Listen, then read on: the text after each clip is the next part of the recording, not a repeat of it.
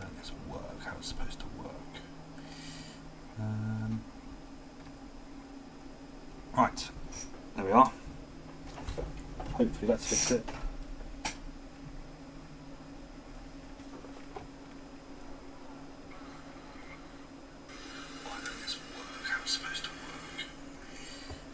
Right, here I am.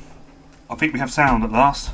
Right, let's get this picture out the way and get on with shooting up some rebels. There we go.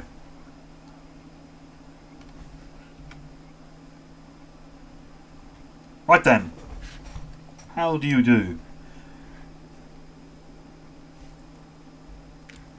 Alright, I'm actually just continuing on. Not quite from where I finished yesterday, because I think I've had a bit of a rollback. So, shortly before I ended the stream yesterday, it looks like that's where we're at now. I still can't get my microphone to work how I want it to work. Basically, what I want to be able to do is to... Because while I'm streaming, I'm also recording. And what I want to be able to do is separate my voice from the game sound. So it's on a separate line on my editing software. That way, I can get rid of me talking now, and I can narrate a new thing over the video.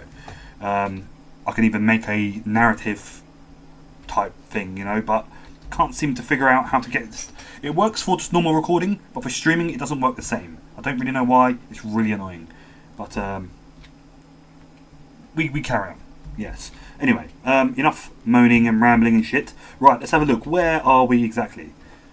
Yes, I'm very good, Neptune. How are you today? I can't really complain, personally.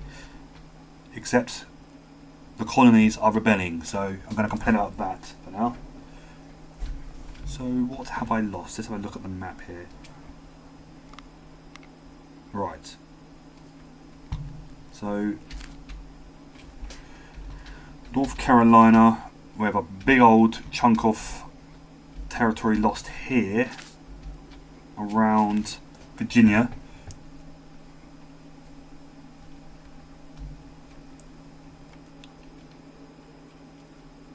Sumin, how do you do? How are you?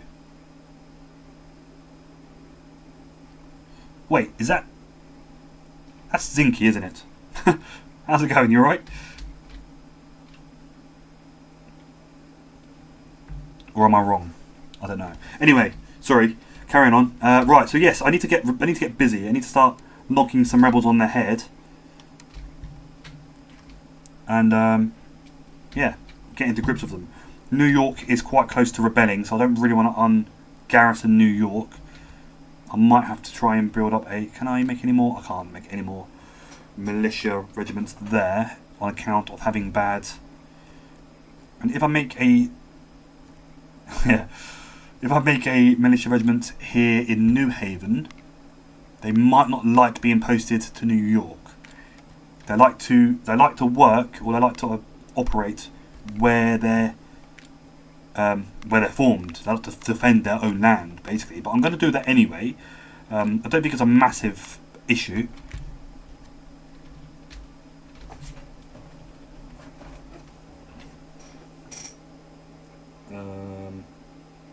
Bear with me one moment. Right.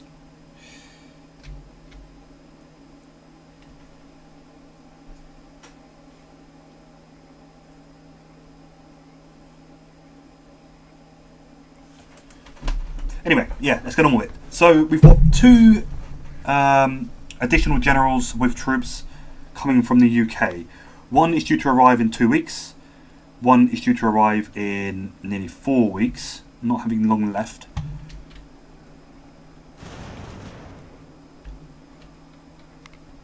So when they get here, we'll be able to do a lot more work. Oh yes, we liberated Philadelphia and occupied it.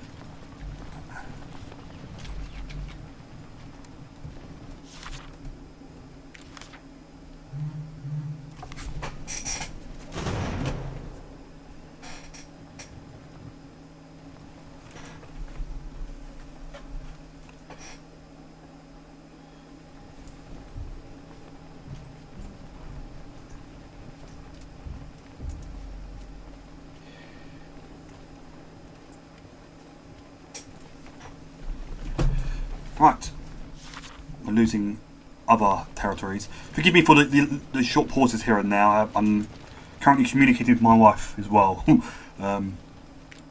Hillsborough and Fort Penn.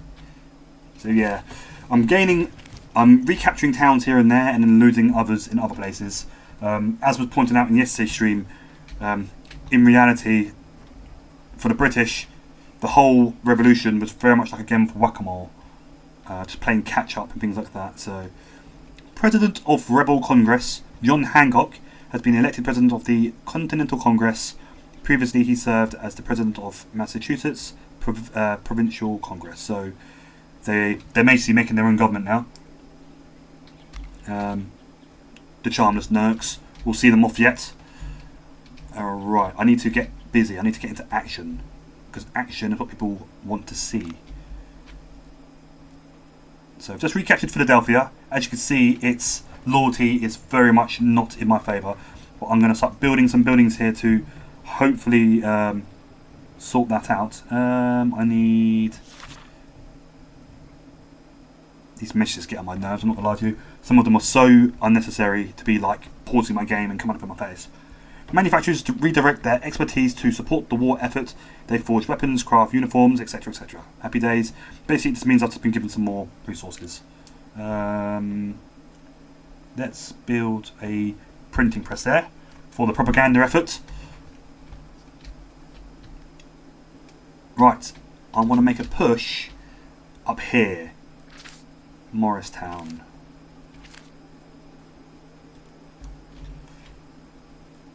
Right, Freehold is quite secure. Philly is not. So if I can make another militia regiment here, I can use those troops there already to march away for other purposes. So let's do that.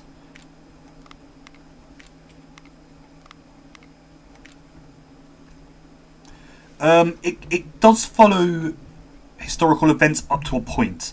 Some of the introductory parts of the game, there's like, you know, news articles come up saying about things that are happening, and they do more or less follow the real life sequence of events.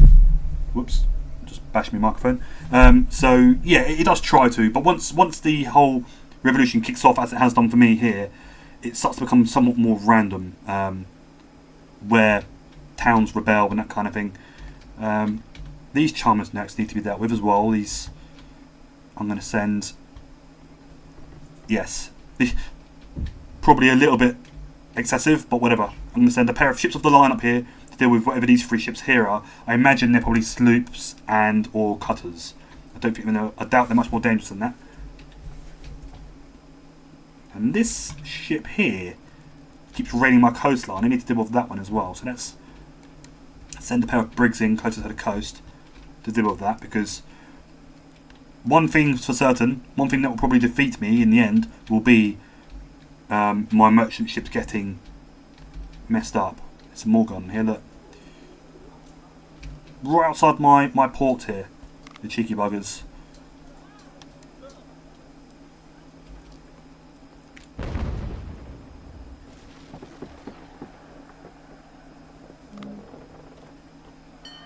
Right. Let's do this battle. A good old naval battle. I've got my tea here in a nice flask. I bet it's scalding hot right now. Ouch. It certainly is. Right.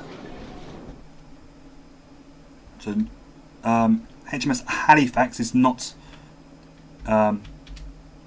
it's got some slight damage from previous actions, but let's have about, mind you, two of these American ships, as you can see here, none of the red bars are not up to max, so that means they're slightly damaged as well, which is good. A bit of wear and tear, never hurt anyone.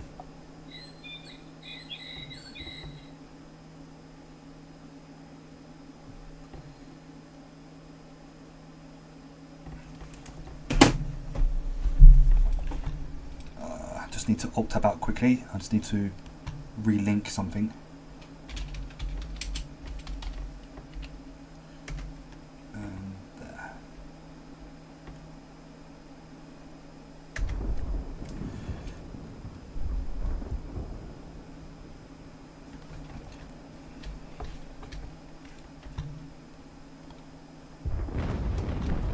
Yeah, this game, it deviates in a far more in a quite a tasteful way. It's like it makes it exciting every time I played this game so far. I started a new campaign. Whether I'm playing as the American rebels or as the British, it's been different every time.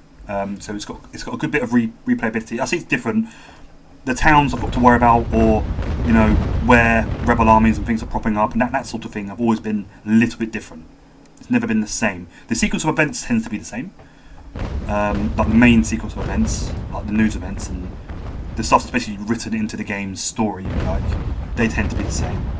But yeah, what the AI does has been different each time, which is nice. So I'm just gonna smash these two ships to pieces, and then I'm gonna try and start making a bit of a land push, maybe in the New York area. Oh, he's been caught in the stays, so he's struggling to get into the wind. Which is lovely for me, because it means he's kind of, well, almost stranded. Oh, he's back on the move again now.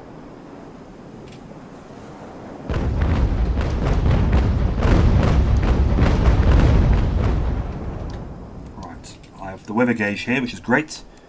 It means I've got the wind blowing me, basically blowing from my direction towards the enemy.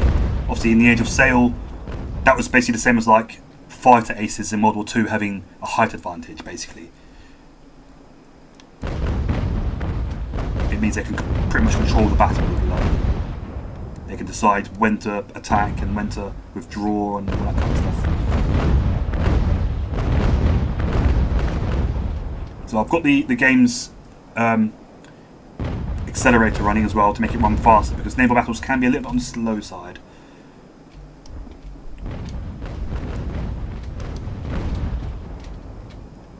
Alright. USS Vigilant is as good as knackered.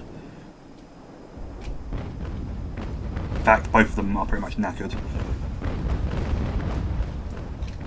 Oh, the sea battle mechanics are even better than what they look here. You can, I was demonstrating yesterday, you can have like ships drop boats into the water to assault other ships and things. I could swap crew from one ship to another if I wanted. Yeah, it's good. It's good stuff.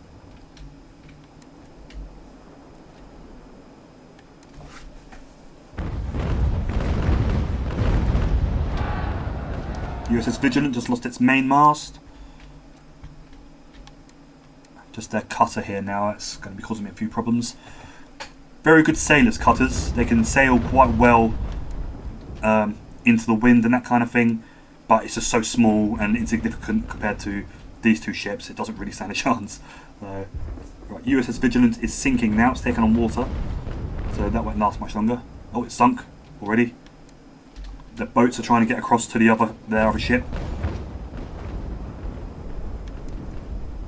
which isn't.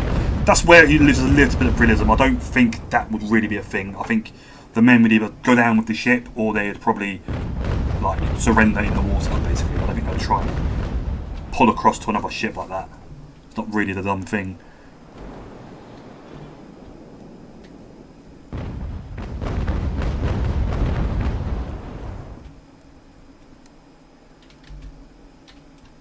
Oh yeah, there's of course there's ground battles as well. In fact, I haven't done it in this game yet, but in another game, basically that shares the same mechanics as this, Ultimate Admiral Age of Sail. It's got land and sea battles at the same time, so you can actually have amphibious landings. I've lost a mast. Just realised. Cheeky buggers. Look down before mast. Look at that. So yeah, you can have like naval forces assaulting land fortifications and stuff. It's really quite nice.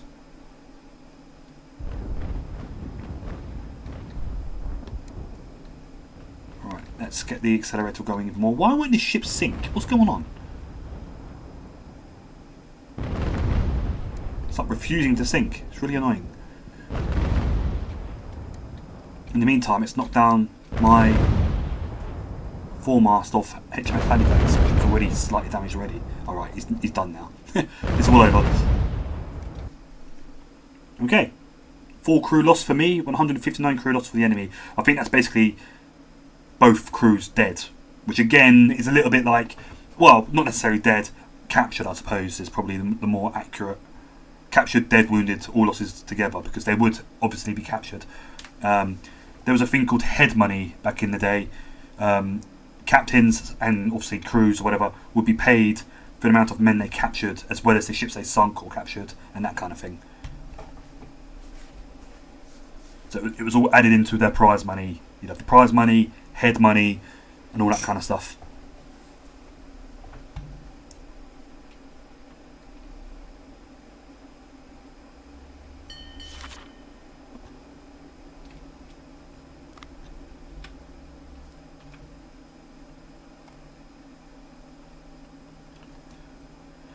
Right. Let's get these ships back into port to repair. I'll keep HMS Cambridge out and about. Right, let's start clearing up some of these rebel-held areas here now in Baltimore, New Jersey. Firstly, I need to get rid of these three. This little enclave here.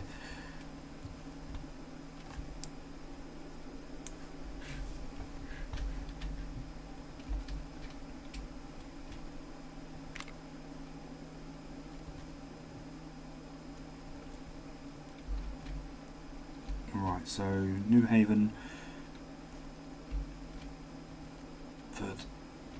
Okay, so I'm going to transfer the regiment from Hartford. I'm going to send over to New York to free up the regular troops I've got in New York to go on the offensive. Another naval battle. That might not be worth fighting if I can avoid it.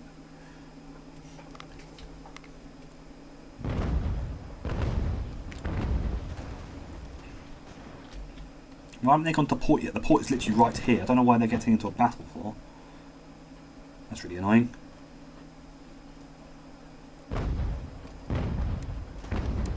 I can't seem to get this third ship to join the action either, which is also a little bit annoying. But it's done now. It looks like my ship's escaped from that. Anyway, have they arrived at New York yet? Have they marched across? They have not marched across yet.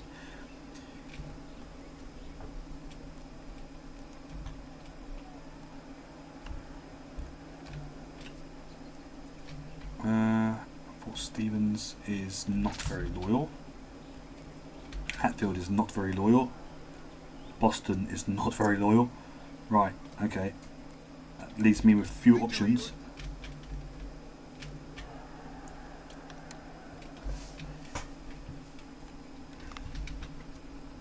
Right.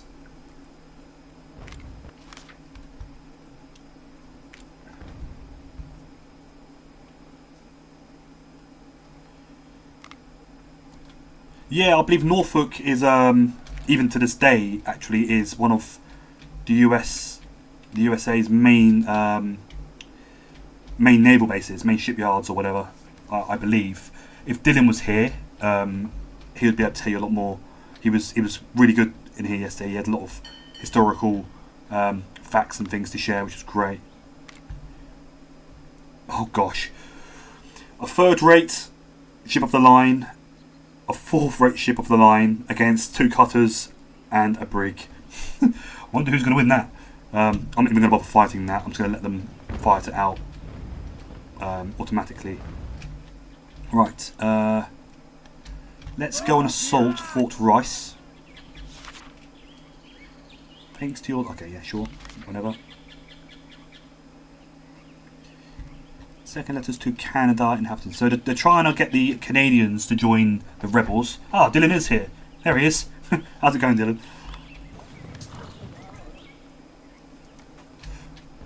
Right, we're gonna assault Fort Rice, and then probably Bennington as well.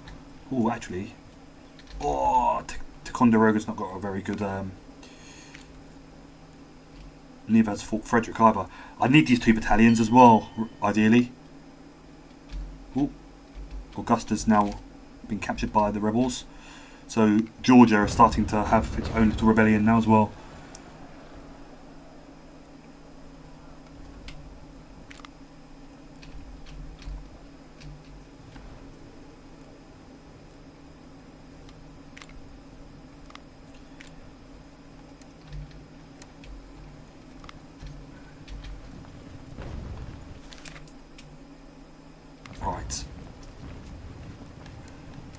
Advance quickly.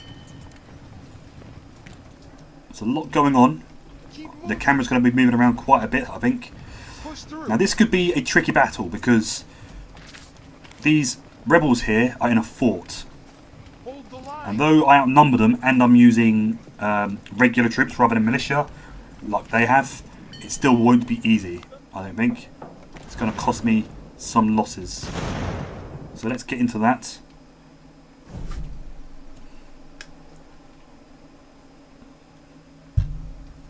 Ah, hello Napoleon. How are you today?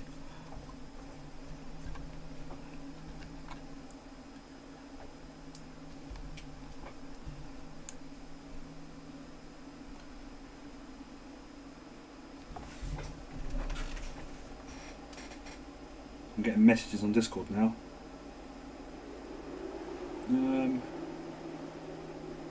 Who goes there?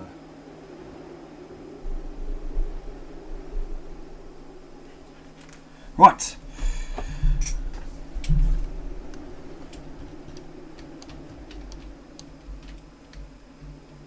Ah, there is no fort. Where is their fort? That's weird. Alright, maybe it's not going to be a fort battle then. Maybe they sallied out before I got there. I wasn't really paying attention. Nil desperandum. We'll fight them on the field anyway. It's actually doing me a favour, really. They might have had the chance of holding me off if they'd remained in their forts.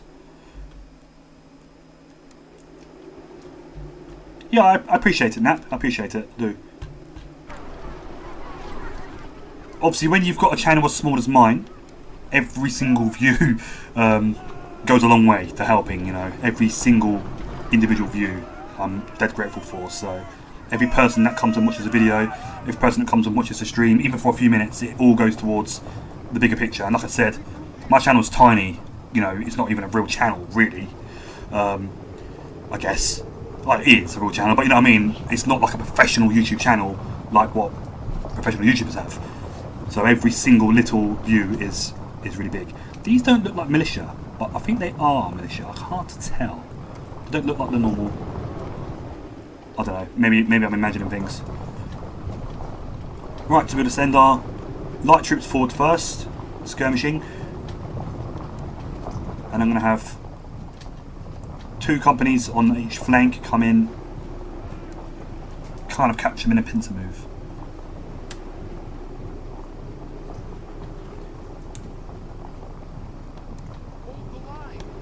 So I mentioned yesterday, I don't know those of you who are here now, who was here yesterday, who heard me talking about why I've used this name, Le Patriots.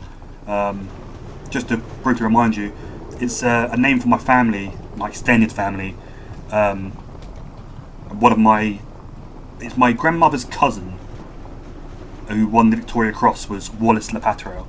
He's on Wikipedia and everything.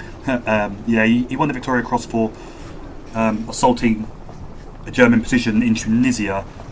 The men he went with to do the job were all killed or wounded.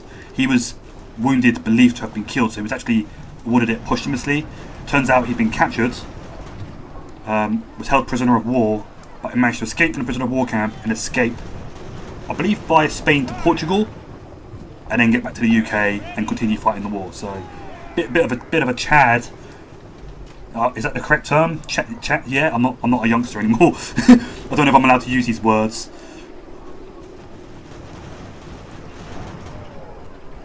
So yes, here we are. We do outnumber them pretty well.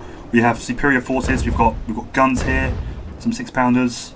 They won't last long. I outnumber them as well, so they should have stayed in the fort.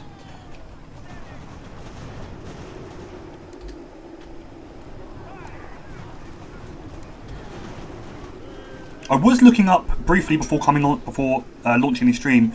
I was quickly going through Steam to see if I can find a new game to get, like a horror game or something. I thought, well, with Halloween just round the corner, I thought it might be worth doing some sort of like scary streams.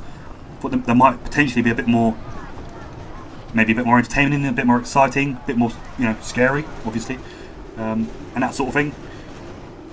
But in the end, I just thought, you know what? Until I can set up my technology, my streaming technology properly, it might be worth just to go with what I know works at the moment. So I'm having some problem with my microphone at the moment. I don't really know why. It's not my microphone, it's actually the software I'm using to stream with. It's causing me problems. I can't seem to figure out why. But anyway, it's not important. Not for now anyway. Ideally, the horror game thing would probably be better with like a webcam, perhaps. I don't know if I'm keen on doing that though. Not just yet anyway. Oh, they've fled now, the battle's over. But yeah, it's something I might do. I think it'll be quite funny, quite entertaining. Right, losses. Out of 680 men and 4 guns, I lost 23 infantrymen. The enemy, out of 400 infantry, lost 124, so more than a quarter of their strength there. So that's unfortunate for them.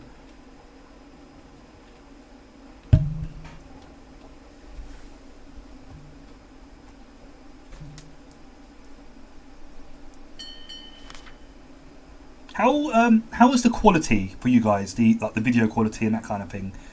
On my little studio screen I've got for streaming, it's really blurry. It looks like shit, and I hope that's not how you guys are seeing it, because that's obviously not good.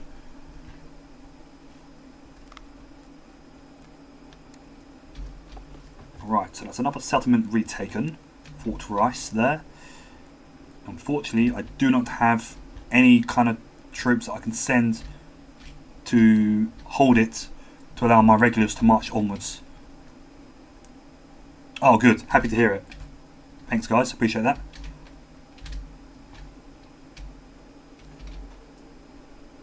Maybe it's just maybe it's just the little window they give you on the YouTube studio thing. Right, so let's start dealing with these chaps here.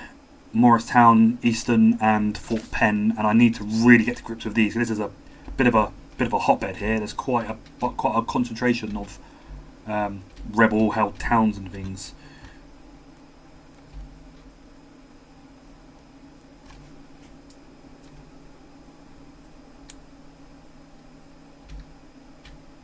I was going to say, yeah, I can imagine since your storm, it's probably been a bit of a. I hope things are coming back together nicely after that. I know, obviously, North Carolina. I mean, you was letting us all know, obviously, what was going on. I know North Carolina was particularly knocked about somewhat. Right.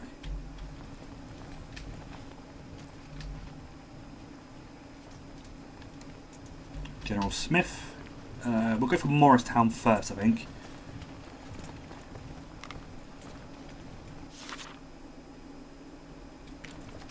Alright, what's happened now?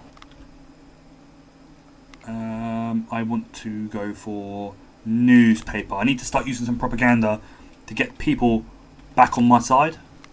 So the newspapers are very good for that. We all know how much shit the journalists talk. Yeah, that's great, Napoleon. No worries, mate. You have a good night.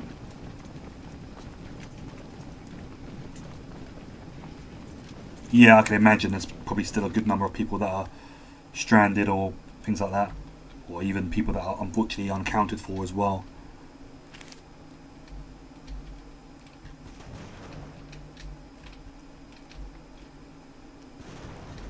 Right, let's spread out these chaps. Have them go there. I can hear musket fire. Oh! One of my regiments has been ambushed by a trio of enemy regiments. We're going to send a message to Spain requesting. What does that say? Situm. That's coding gone wrong there, I think.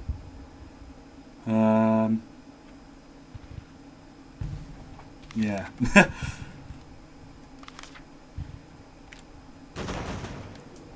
Another town has been taken by the rebels.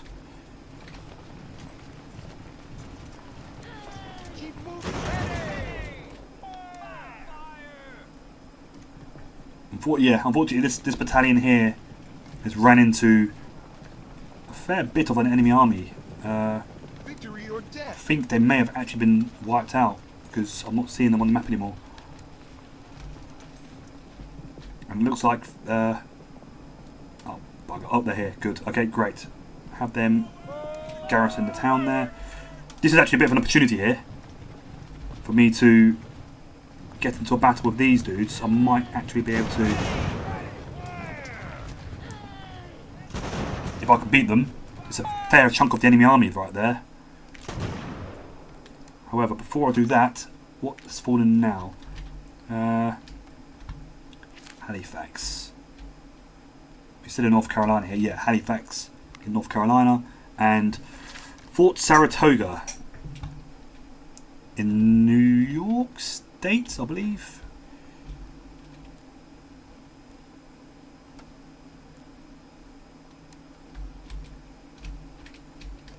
Keep moving. Advance quickly. Keep moving. Okay, another battle. This time I'm outnumbered. Only slightly outnumbered though, so shouldn't be too big a drama.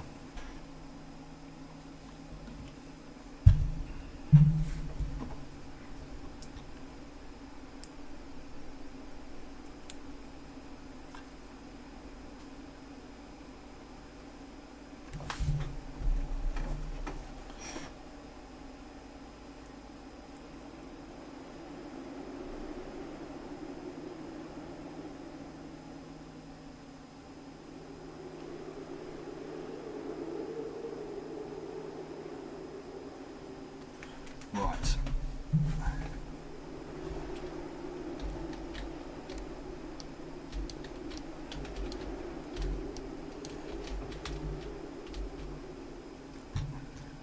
Just going to line up my chaps. So here are the militia. The 4 companies at the back. With the weird sort of Union flag with red and white stripes. Ah, hello, Druttercup. How do you do? How are you? You okay?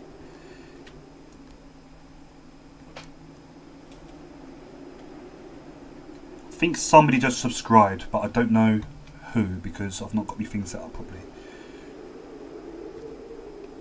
So whoever subscribed, thank you very much. Appreciate it.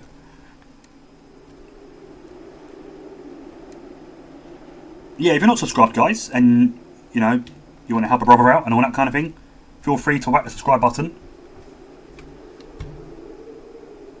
If you haven't already, of course. Yeah.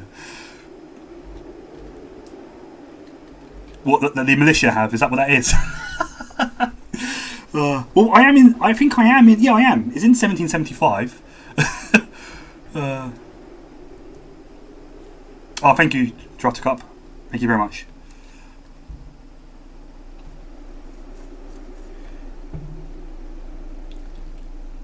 Yeah, cheers for dropping by, Zinky. We'll catch you again soon, mate. Hopefully, we'll get a game in sometime. Right, let's get the battle started before people get bored. Right, I should technically be on the defence here because they were attacking my town, but I bet I end up having to push.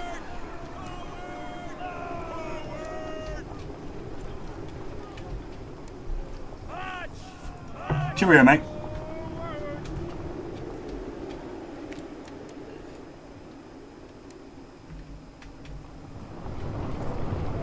Oh, hang on. Here they come. They've got some skirmishers as well, which is interesting.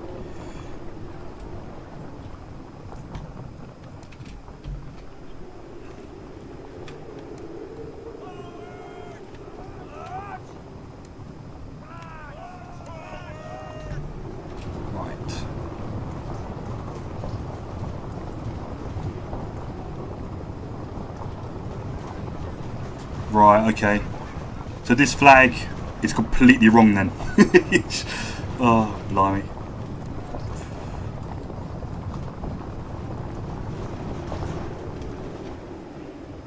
Victory or death.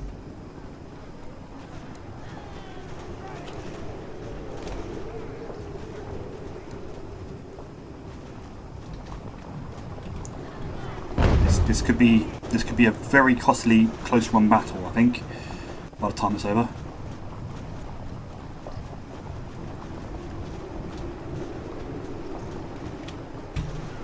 I've got an idea. Got an idea.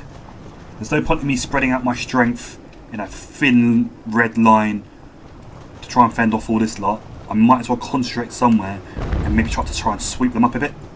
So that's what I'm going to do. Have these chaps here all sort of hold the line as best they can, while these guys start to basically push. In a bit of a concentration. Have them go there.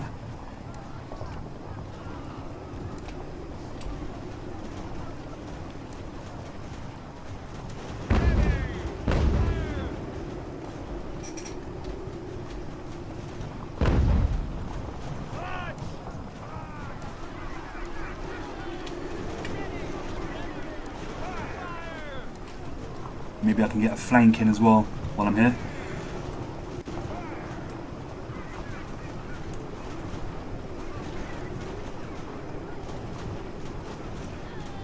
Okay, right, yeah, because we're only in June at the moment, aren't we? So it's only, yeah. So, the rebels still use the Union flag in their flag then? Is that right? Is that what you're saying? Until they got the stars, of course.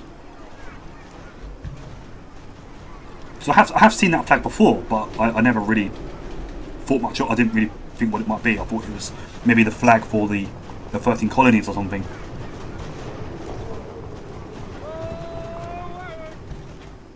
Oh, taking some losses over here on the left.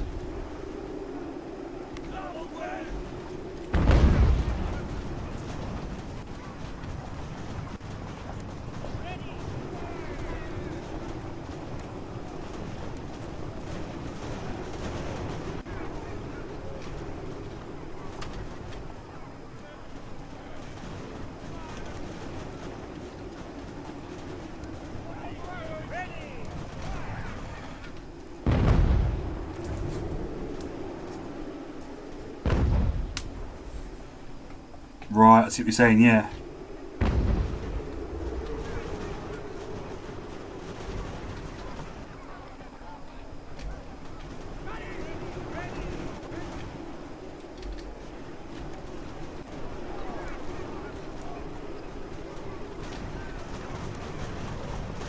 So as you can see, my plan is sort of coming to fruition here. As long as these chaps on the left can hold out without getting too badly knocked about, I'm starting to sweep up the enemy's left flank here, getting him some flanking movers. These skirmishers are starting to be a bit of a pain in the arse though. They don't die easy. They do a lot more damage to my men than what my men can do to them, because they're all, obviously their skirmishers are all well spread out and things. The enemy is sort of redeploying their line a bit to stop me from flanking them.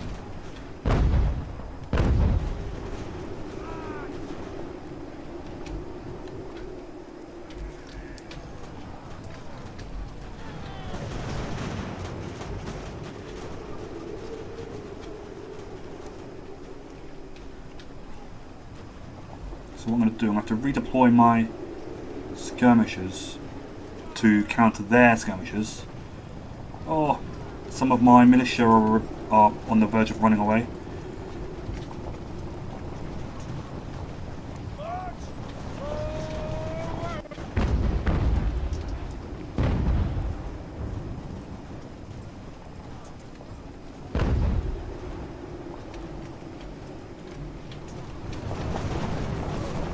And now we just got to kind of like just chip away at them, really.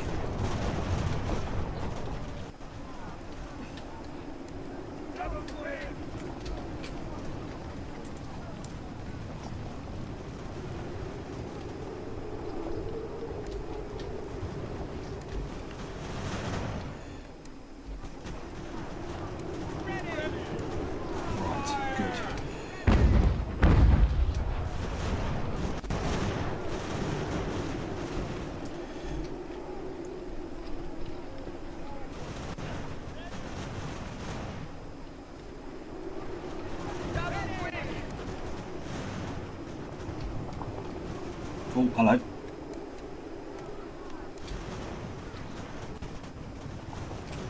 Right, I think we've got a moral advantage over them now. I think we're starting to get a bit of a... Yeah.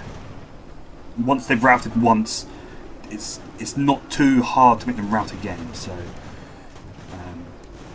I'm quite secure in that we should have a victory out of this. It weren't for the fact that my skirmishers here were pretty much out of ammunition.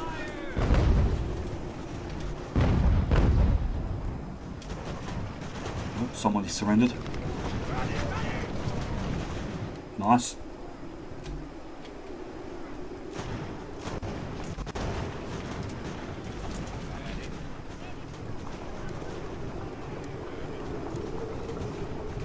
The problem I'm going to have is remanning my regular British troops, because their reinforcements, their replacements, if you will, comes from the UK, and if there's none available, then there's none available. So, yeah, not ideal. Oh shit, I didn't see these guys down here. Oh, never mind. They've broken. The whole enemy army is withdrawing. We have a victory. So losses, yeah, not great for either side really. Obviously far worse for the enemy. 762 men out of 1,670 lost. So just below half really. I lost pretty much a quarter, which isn't really great. They can probably afford that loss and recoup their losses fairly easily. I cannot. So yeah, it's not great, but it's necessary. It's 3 enemy regiments right there that have just been repelled from an attack on one of my towns. It now gives me a bit of an opportunity to kind of like chase after them, catch them in the rout, which is obviously where a lot of losses will be sustained after a battle. So yes, let's start chasing after them. Good really, because Freehold is 100% loyal to me. So for a town that's loyal to me to be taken would be really bad. I wouldn't want that at all. If a town that is unloyal to me, like Fort Montgomery for example, if Fort Montgomery was to be taken by the enemy, it would be bad, but it's already 81% in favour of joining the rebel cause anyway. So if a town's going to be lost, I'd rather it was one that was unfaithful or unloyal or whatever. Unfaithful, fucking hell. Yeah, unloyal. Right, let's start to gather up some troops here, ready to launch an attack towards Morristown now. I'm going to have those chaps there chase after the enemy whilst the militia gather up these supplies here.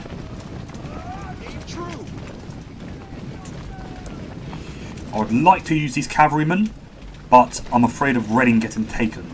So I don't really want to leave Reading undefended, because you've got Easton here, York, Baltimore. Well, Baltimore's probably a bit too far away, but York, Eastern forces could come from their enemy forces and take Reading. I want to keep Reading because I'm relying on Reading for horses quite a bit. I've even got the stables built there. Albany has also fallen now. So the whole New York area up here, northern part of New York, is becoming a bit of a rebel hotbed. The southern parts of New York still in my hands, but they're not particularly loyal at the moment.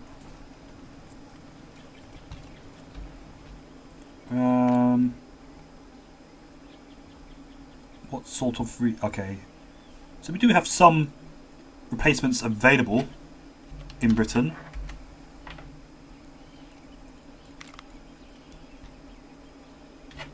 Right, I need to get some more horses for this cavalry regiment, and I can get them sent across. What am I doing? Resources. There are no horses here. Interesting. Or am I just blind? No, there are definitely no horses here.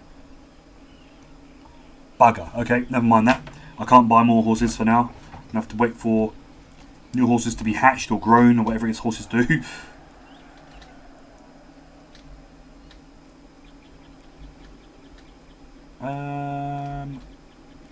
I still can't make any more militia, can I? No. There's a lot of naval activity going on at the moment. A lot of my merchants are being caught up. Alright. More money for me, thank you.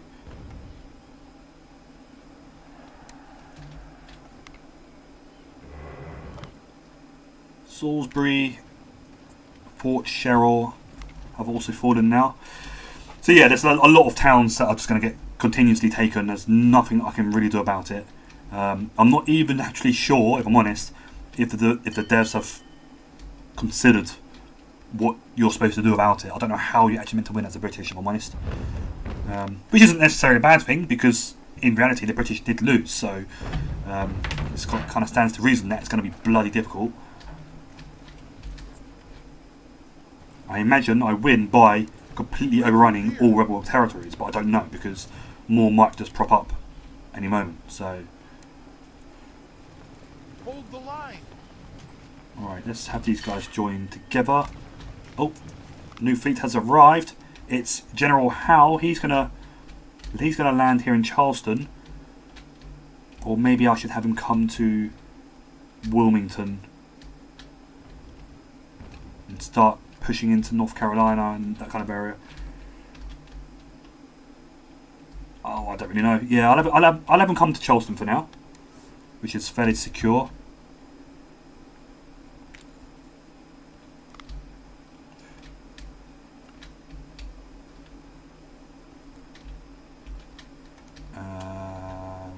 Right.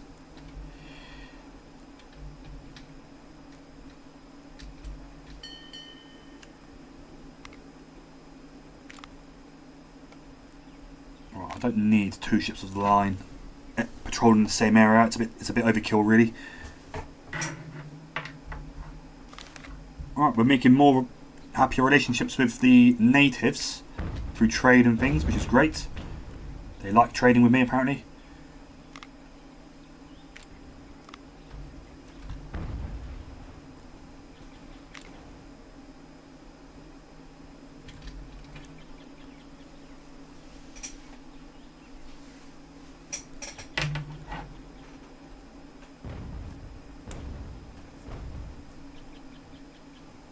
Right, I see what you're saying. Yeah, so that's why I wanna concentrate on my loyal areas. That's why I was quite determined to hold on to Freehold just now. Sort of seems the sensible thing to do, to hold on to the places that are loyal to me, even if it's going to cost me a fair bit of losses. We're about to have a battle here as well, by the looks of it. I'm going to pull these guys back quickly. I have a USS in Boston, do I? Oh yes. Did I not change that already? That's annoying.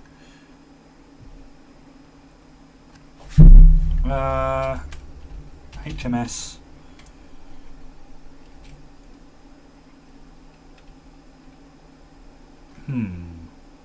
Suck. There we go. Oh fuck, I didn't actually click on it, did I? No? Bugger. That's probably what I done yesterday as well, when I'm pretty sure I renamed the ship yesterday.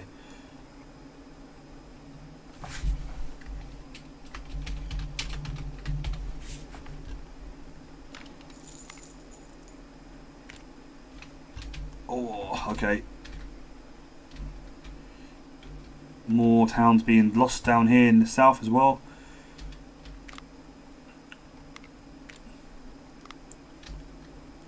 Speedy.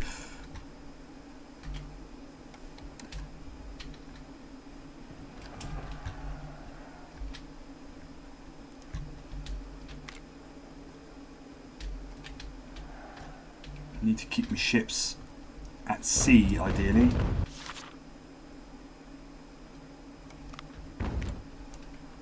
Oh, okay. They're growing their area around here as well. It's starting to get a bit beefy now. Alright, we'll have them rendezvous over here on near the coast. Just so much going on that you've got to kind of keep an eye on. Oh, there's a battle here at Fredericksburg, which I can't really see because I don't have a general there.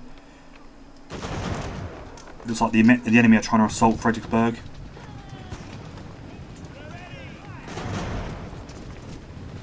And I won't know the outcome until they stop fighting, really.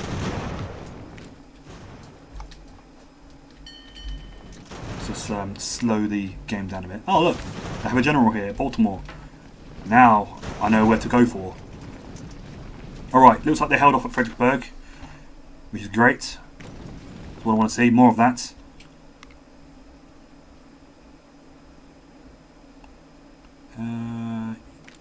More provisions. Fort Sullivan. Ah, bugger. We've got a lot of unhappy places up here, which might become a problem.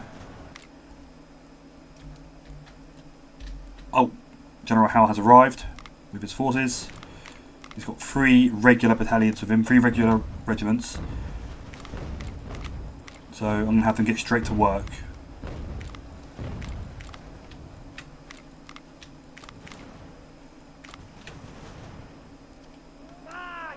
Push through.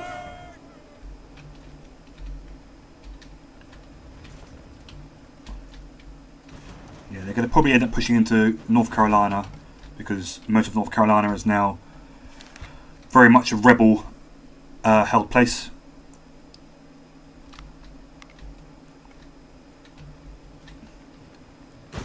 I think there's still a battle going on here. Yes. When this ship here arrives, when that fleet arrives, I'll probably have them reinforce the troops here in Virginia. I need to try and keep the rebels split between this lot here and the lot in the south. I need to try and keep them apart. I don't really want them to link up.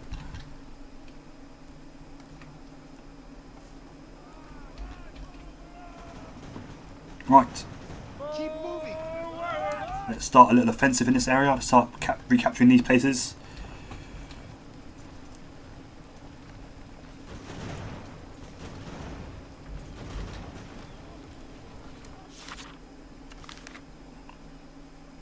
Proclamation of Pardon.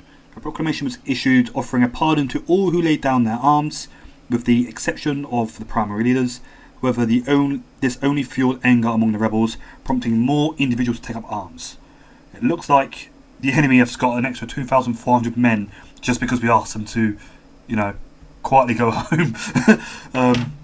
Where's Fort Sullivan? Is that, I probably should find out where that is, because there's going to be a big concentration of enemy forces there. Charge forward. Oh bugger, I meant to separate the ships, didn't I? I'll do it in a bit.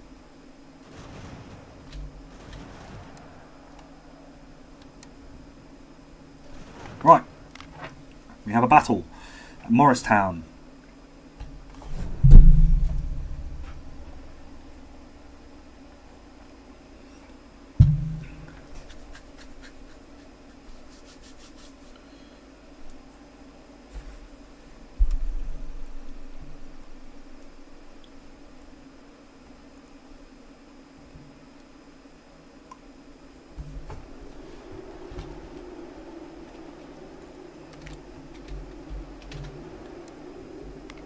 Bollocks, didn't sort my men out. Never mind. Okay. Where's my... So these are the militiamen. Ooh, probably won't send those guys in. I'm going to try and keep my under-strength forces back as best I can, ideally. Give them a chance to recuperate some of their losses, rather than just get constantly sent into action. So seeing as I can make good losses to the militia easier, it might be worth trying to use them a little bit more as well.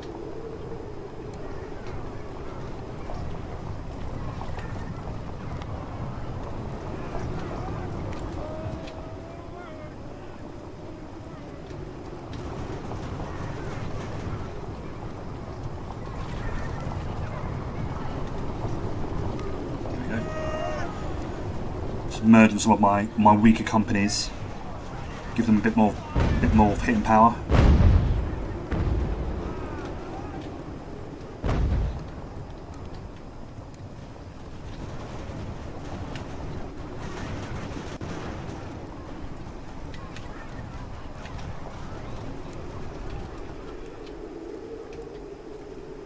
Right, let's start making some moves.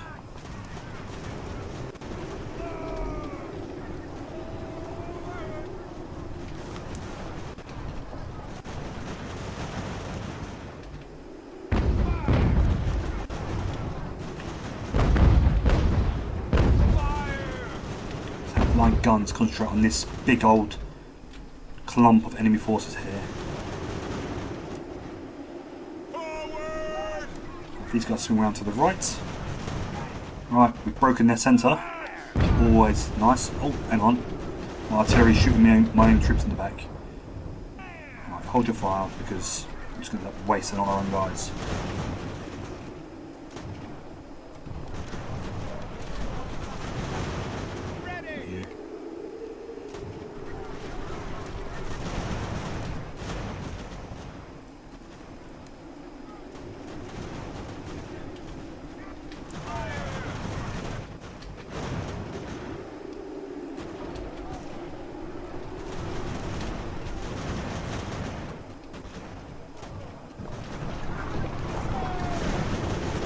Obviously, I keep the time accelerator on for a lot of the battles just because it gets to a point sometimes where you're just watching two armies blast away at each other with not a lot going on. Oh, they've made some of my militia out.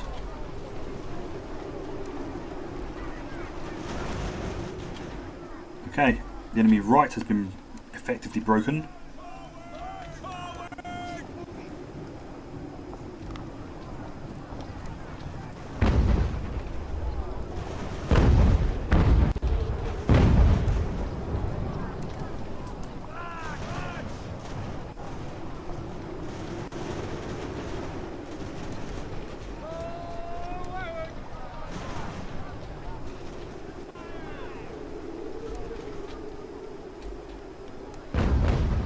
Oh, good shooting there, cannons.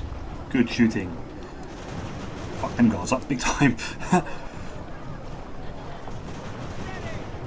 Oh no, some of my militia's getting quite badly knocked about. Let's get them back.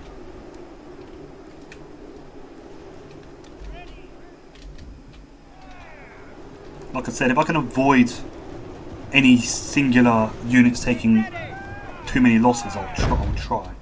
It's not always that easy though. I mean, the battle is effectively over, so just waiting for the enemy to call it a day and run away.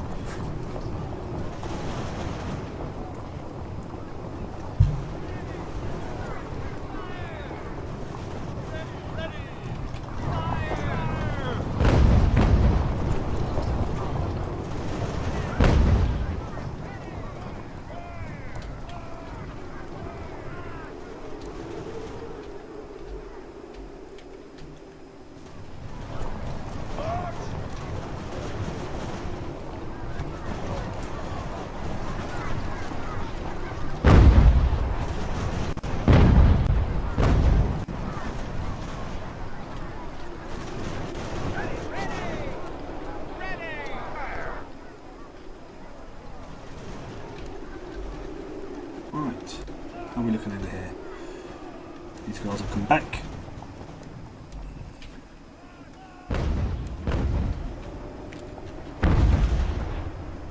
Any moment now, they'll back off. Here we go. Happy days.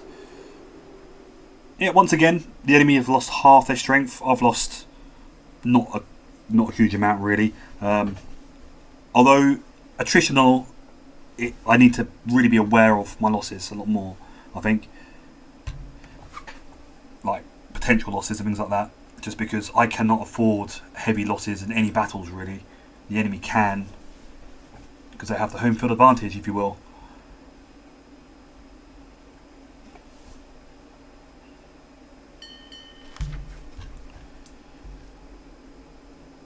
Alright, more muskets for me. So that's Morristown effectively retaken now.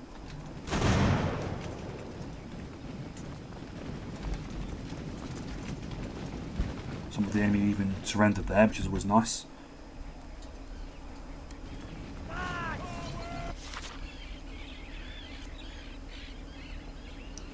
bastards. Militiamen from town of Machias captured loyalist merchant vessels. I've lost 2 of my merchantmen. Regroup here.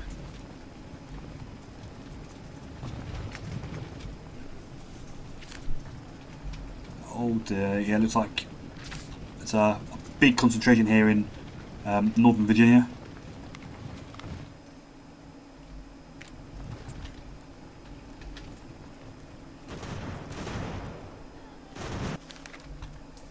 Oh look, I've not actually bothered. I'm not sure I've played up to this point in the game. So now I imagine the enemy are going to start to get regulars now. Second Continental Congress passed a resolution to form the Continental Army to coordinate the military efforts of the colonies in their struggle against us. General George Washington was appointed as the commander-in-chief of this rebellious force. So an additional 2,040 men at Fort Sullivan. Where did Roddy head as Fort Sullivan? Oh, there it is. Okay, that's where the big enemy concentration is. So I need to be aware of that. Oh, good. So it is a historically accurate game then. Nice. Well, the main events and stuff, of course.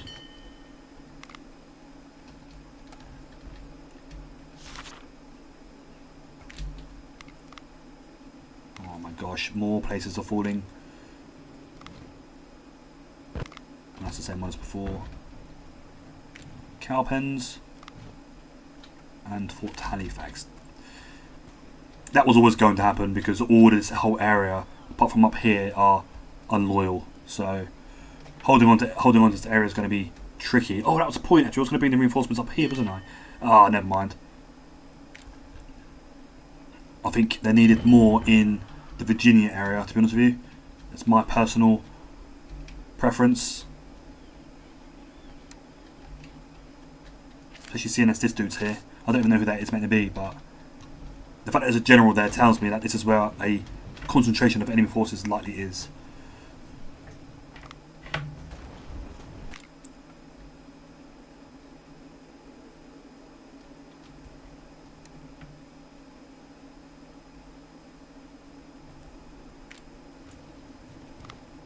Yeah, if I can remember rightly, when you play as the Americans, you actually start with, I think it's 2 or 3 regular regiments immediately upon starting. Oh, I didn't realise Morristown's actually really quite loyal. I'm glad I retook it.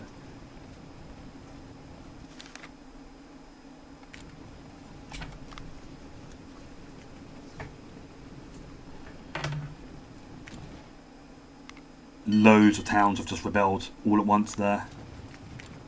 Waynesboro. Oh, hello. My general, his little fleet's under attack here. That might be armed transports. Okay, they should be fine because there's only a trio of cutters, but that's not good. I've just remembered actually while I'm here. Let's have one of these ships break away. There's no point in having 2 ships of the line patrolling in the same place when all the enemy can muster is a pair of sloops, maybe. Alright,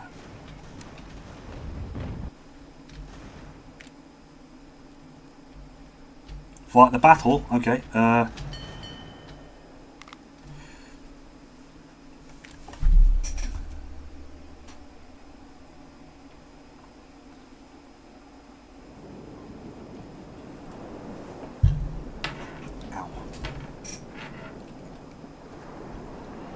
Right, so here's my armed transports. They're not very well armed.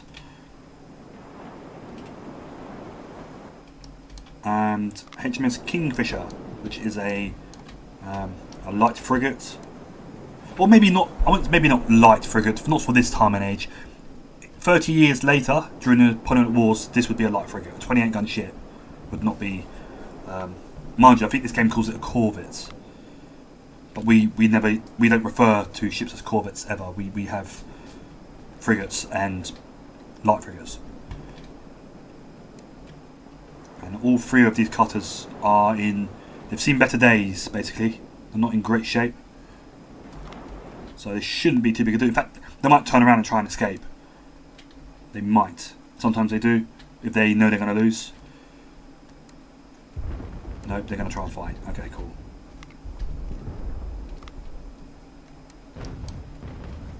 Obviously, they've got a massive manoeuvre advantage over me, these 3 ships.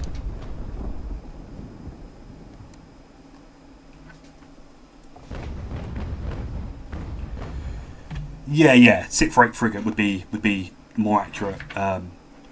We've never ever had corvettes and shit like that. That's never been a thing for us, I don't think. Maybe in World War II we had ships known as corvettes, but I don't know that we did then, to be honest with you.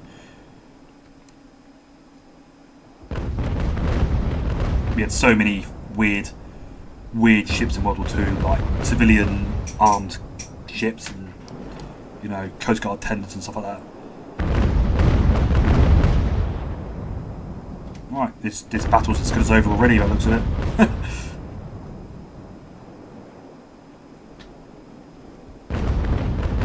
Oh, straight through the stern, lovely. You love to see it. That was a little bowsprit, which is basically what it really needs to sail into the wind.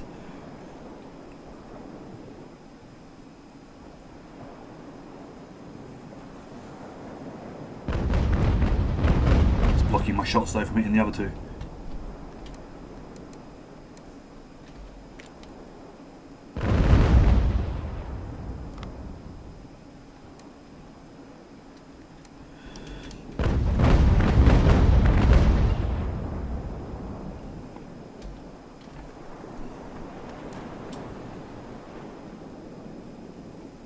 Right, it's done.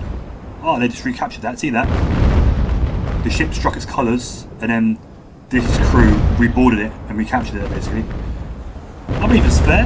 I think it's not against the rules of naval warfare at the time. I know what wouldn't have been correct would be for the ship to strike and then to unstrike again, like to re-raise its flag and continue fighting. That would go against the rules, if you like. But yeah, fairly simple. Gotten rid of 3 enemy cutters, which is great. I'm actually wondering here, I'm not sure how many coastal areas that the enemy hold. I'm curious to know where their fucking ships are coming from, if I'm honest.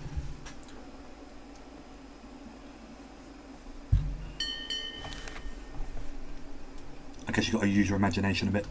Right, so I'm going to have these guys come right up here. Yeah, maybe even up into the Potomac and land up here as close to Fredericksburg as I can get. I was going to have them land in Norfolk and then march across, but maybe having them land up here might be quicker.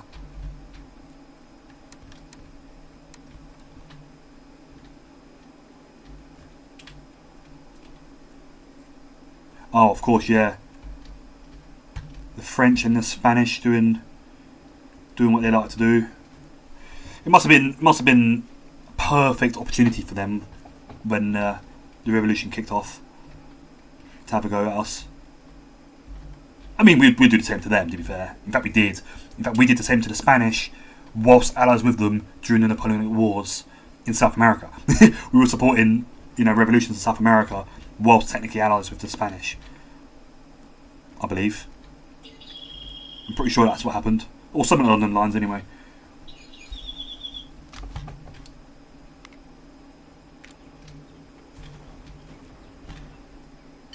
Oh, blimey. All these naval battles just kicked off suddenly. Oh, it's all the same battle, I think. No.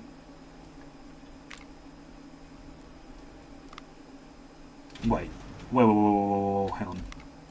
Did I just read that correctly? No way! USS Albany? I've got to do this battle.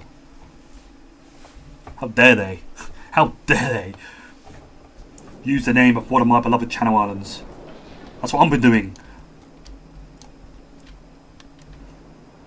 Sorry, Albany, but I'm afraid your days are numbered.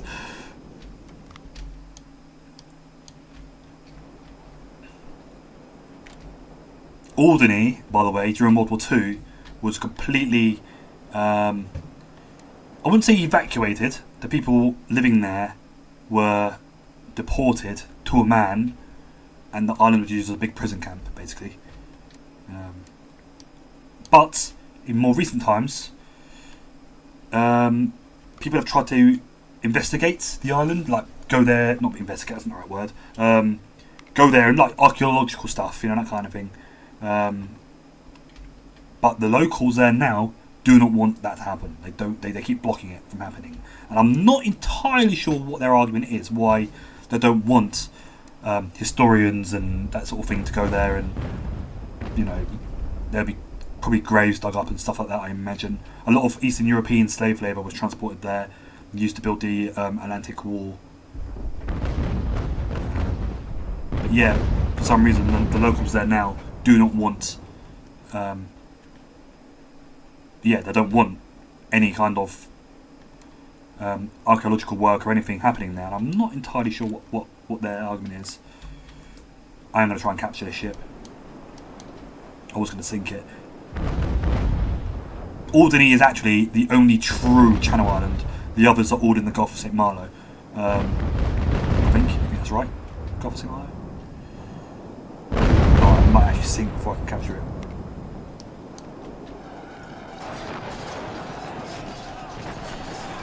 Oh, that was easier than I thought it would be. Alright, happy days. Alright, we've captured HMS Alderney. Why hasn't the battle... Oh, there we go. So why hasn't the battle ended? Alright. Glorious.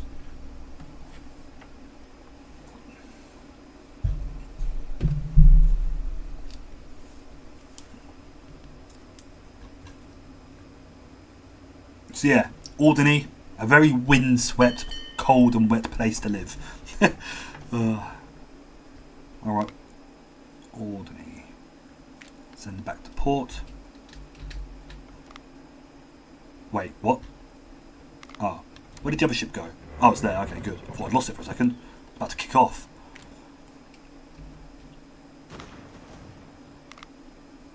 No, don't need to worry about that. Don't need to worry about that. Oh, okay, it's just repeating the same naval battles again.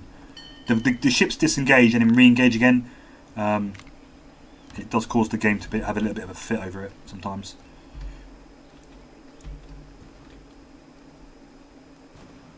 Why are my ships still in port? What's going on there? Some of my ships that are in port don't need to be. I will rename it. I have to get it to port first.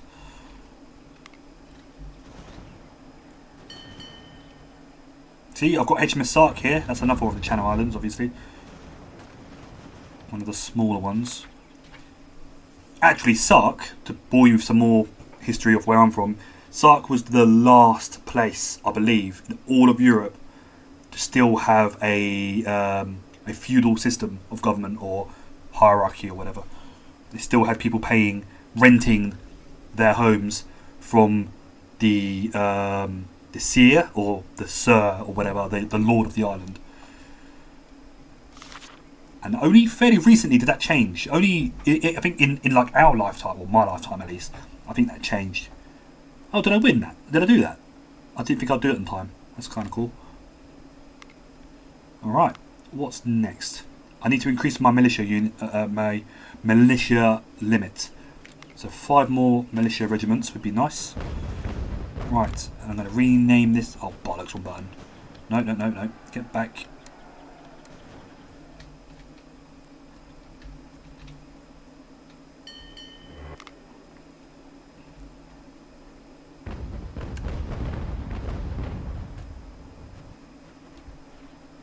Right, rename this ship, not send it back out to sea again.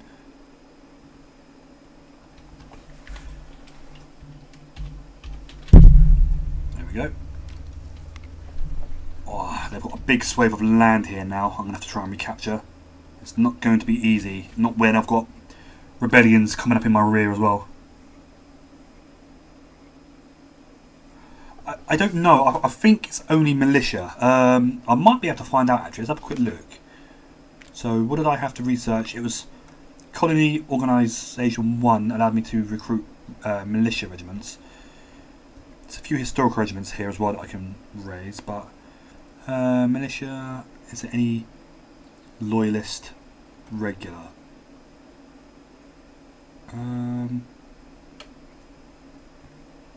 Not in this tech tree. I wonder if...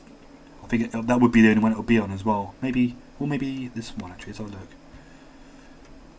Dockyards, nautical charts. Okay, it seems to be more naval related, yeah.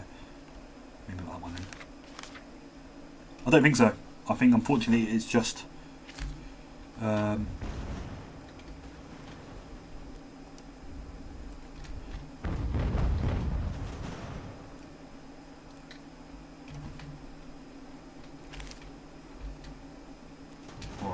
Hatfield, Hartford. I need to stop worrying too much about the naval battles going on really and start concentrating more on what's happening on land. Ships are going to be lost either way. I'm not going to be able to stop that for now. Right, let's continue my advance here.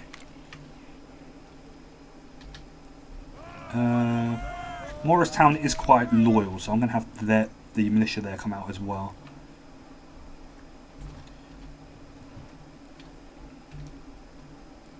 Oh shit! My cavalry at Reading's come under attack, and it looks like they're about to get overrun.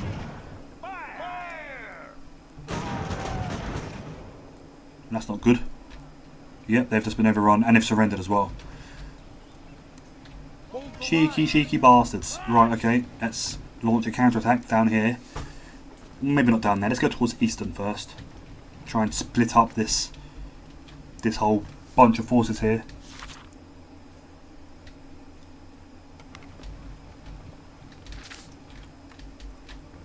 Maybe push in from the north here as well. But none of these areas are loyal. I don't really want to leave them unmanned. Yeah, 64th Dragoon Guards have been fucked, basically. That's a real shame because Reading was loyal and that's where I was getting horses from. Aim true.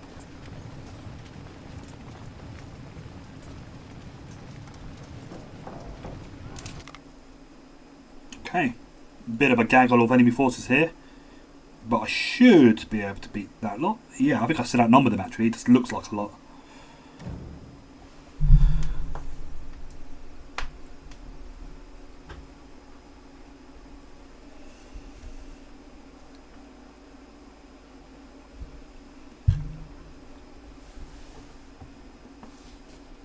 I might finish a lot earlier tonight, guys. Obviously last night for me it was nearly midnight. At the moment it's just gone 21:09, so not going to finish yet, but I probably won't continue for another 3 odd hours. Yeah, and if I do stream tomorrow or any other day coming, I'll probably ever go at something different. I was umming and ahhing all day what I was going to do. I did want to do this, but I weren't sure. I was like, do I do this or do I do... Wait, that's an amalgamated unit right there, isn't it? Yeah. Right, let's have them over here. I don't really want to use them. I can avoid it. The militia are going to have to bear the brunt of this one, I think. My regular units are getting attrited. Have the guns behind them to support them as well.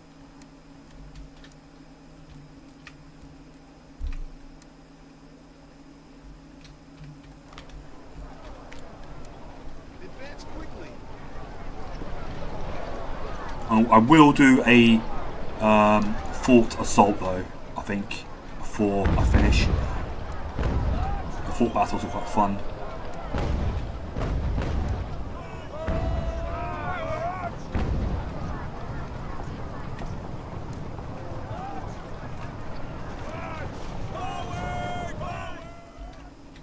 A little bit gutted about those cavalry getting killed though, if I'm honest. I'm not too pleased about that. Probably shouldn't have left them there on their own. It was bound to happen at some point.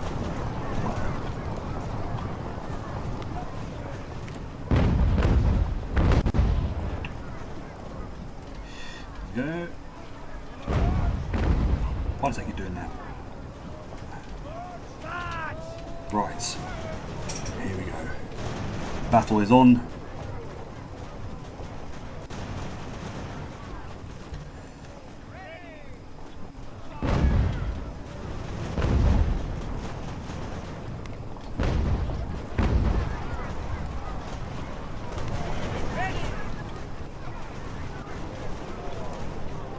this unit's going to get badly knocked about if I'm not careful.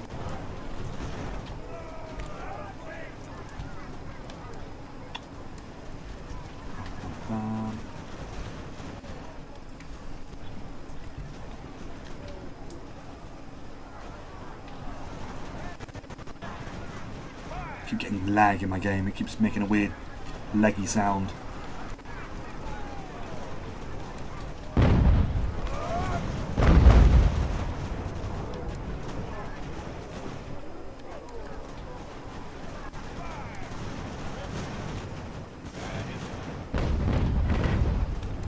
I mean, blocked.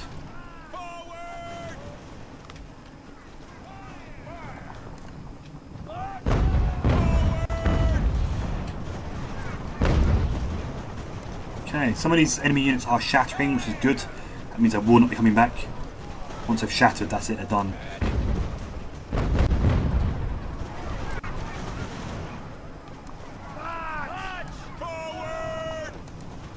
Oh, that's a bit of a risky charge right there.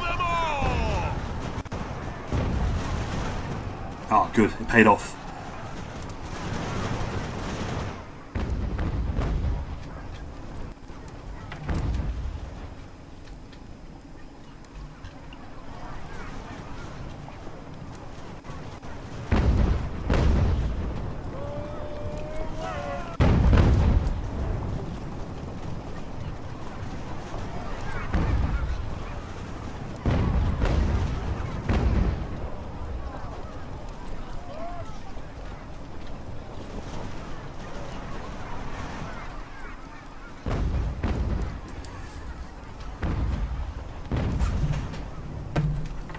Right.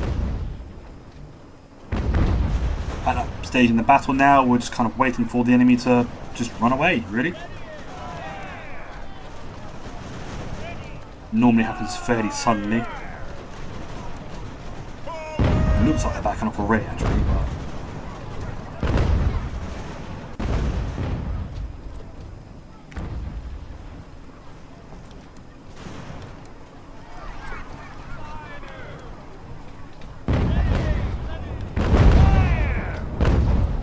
Quite a few enemy units have shattered now, which is nice. More shattering if needed.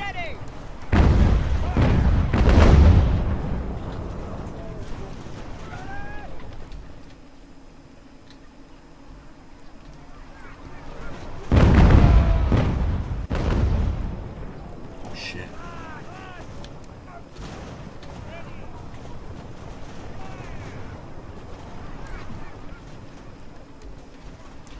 The light troops don't seem to hold a lot of ammunition. They always run out of ammunition first. Oh, once again, fairly normal losses for both sides at the moment, or at this point in the game at least. I just know that once the enemy do start to get their regular army type dudes, it will definitely make things a lot more difficult. As if things weren't difficult enough. Ooh. Dropping shit all over the place. There goes the baby monitor. Right.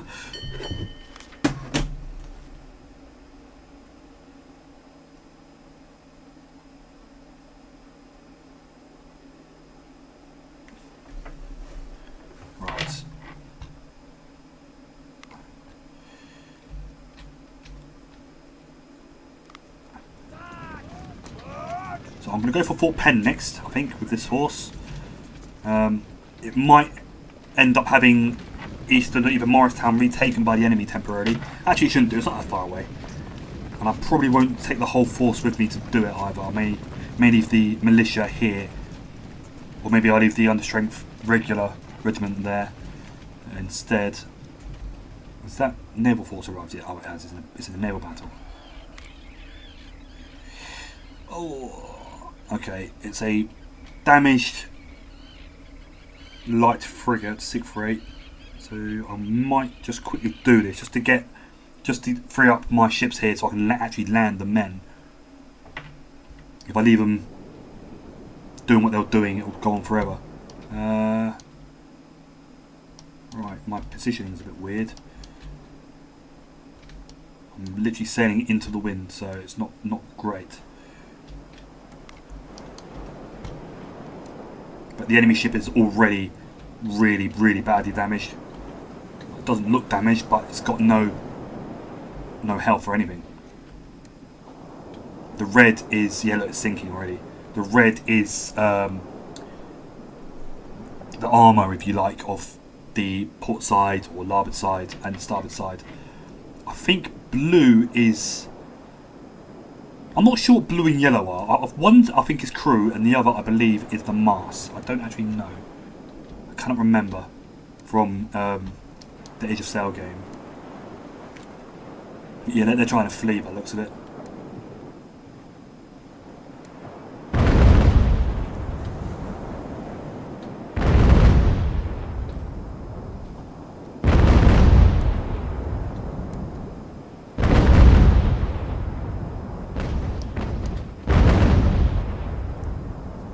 Right, okay, yeah. Cheers, Dylan. So I'm guessing the orange or yellow or whatever it is like crew strength or something, or crew morale or something.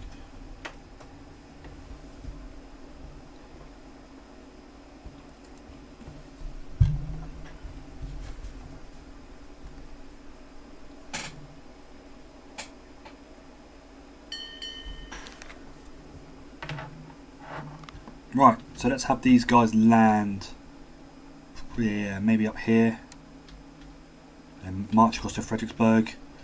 I might even have them begin counter-attacking up towards Alexandria and Winchester as well. Oh, blimey. I need to start building stuff here in Virginia to stop any more. Oh, this is not good. These little buggers here are going to take Richmond or Petersburg, I would imagine. Unless, of course, they're just marching through to join this area here. But as you can see from the mini-map there, things are not looking good. It's a lot more blue than there is red now. So I'm up against it. Oh, I forgot about down here as well. Shit. This is what I mean. There's a lot going on in this game. A lot of... obviously, it's a massive piece of land, massive area to kind of be in charge of. So... oh my gosh, what's all this? Oh, it's just doing the weird repeating battles again, which is not really necessary.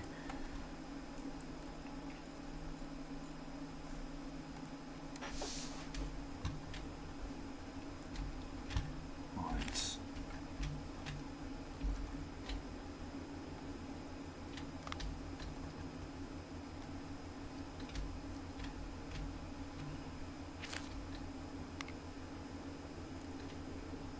Ah, they took Falmouth.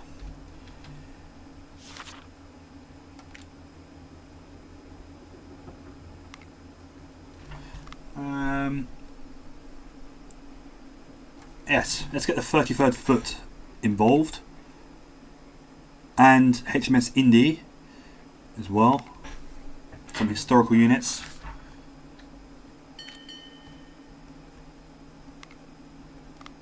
Loads of reputation points to use. Might as well start using them. Right, General Green has arrived with his forces. Let's put them to work. I say it's forces. How much forces has he got? I think it's just the one regiment, yeah.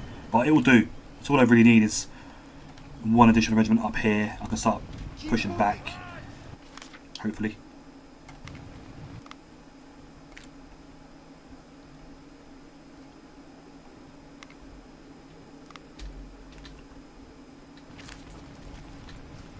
Push through.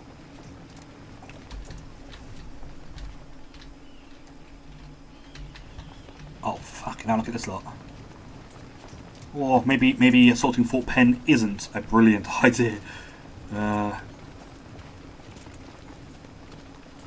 maybe it is. Let's have a look. What can I spare from these garrisons?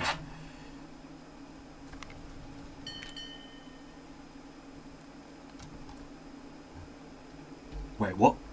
Oh, I should have read that. I think this here in Cowpen, I believe that's a spontaneous loyalist counter uprising. I think I may have.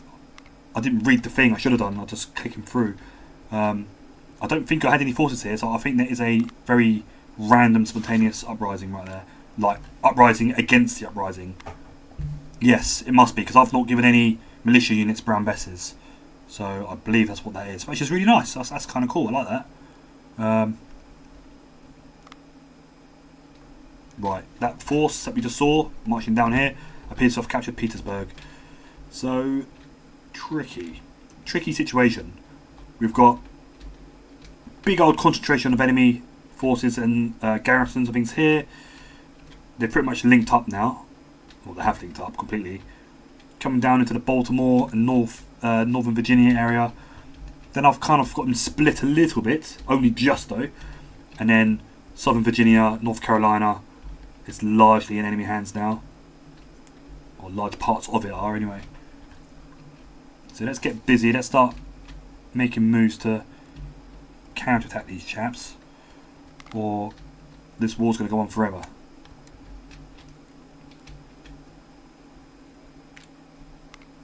Oh, I can make one more militia units. Great, okay.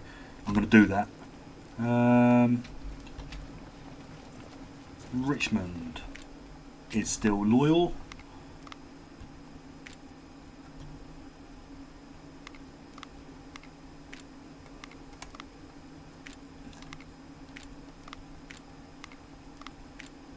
Create that. New Bern is also still loyal, so I'll give them a militia unit as well. It's going to be very, very sparsely held, but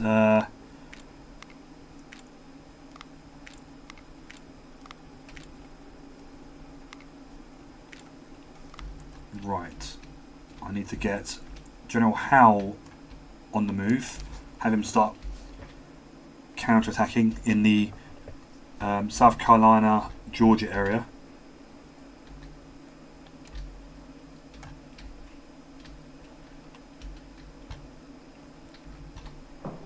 Right.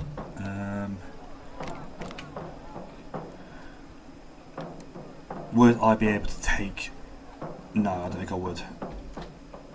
No, it's not even worth trying just yet. Maybe if I bring this militia unit over. Oh, militia aren't good for assaulting forts, I've found so far though. I found it to be very, very risky business using militia units to assault forts, especially when they're quite well defended as well, with some good numbers.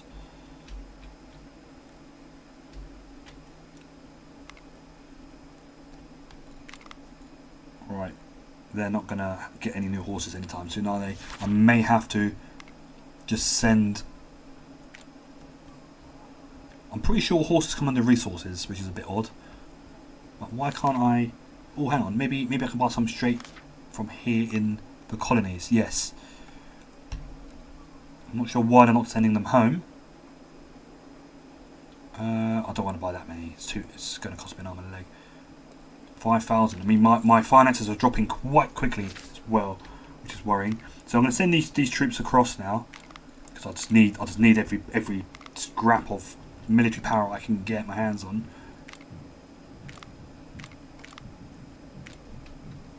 I'm going to have to start relying a lot more on the militia regiments, I think, where I can make them.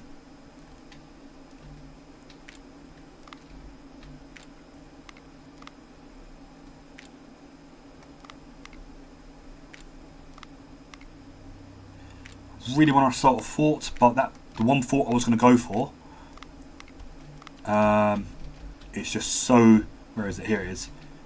It's just so well defended. And these forces are already getting quite badly attrited as well.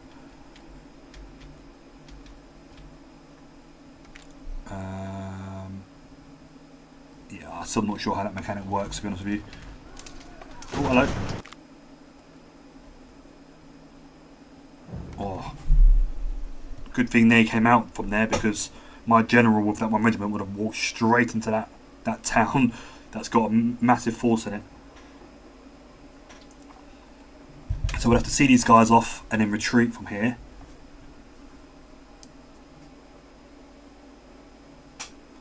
I'll try and find a fort to assault, and then I'll probably call it a night after that. That's probably how it will go down.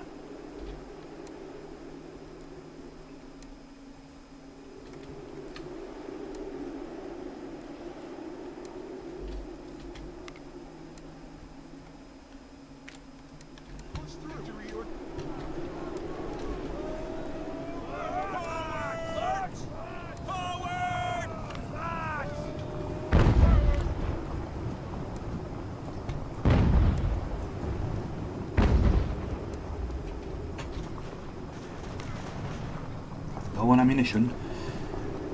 Oh, they're all low on ammunition. That's not good. So another thing I've not really been paying attention to is my supply situation. May have to get stuck in with the bayonet, I'm afraid. I'm sure my men are going to love me for that.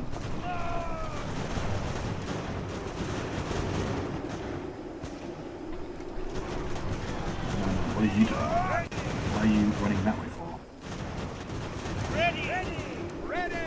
Fire!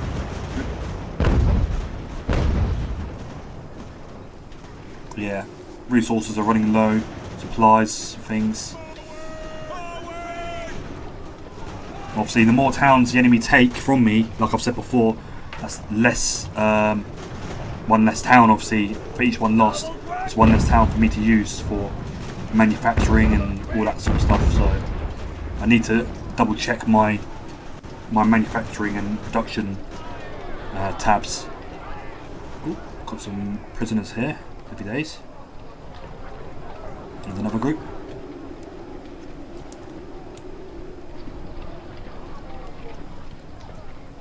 Right, happy days. Short, sharp battle, but quite bloody for the enemy.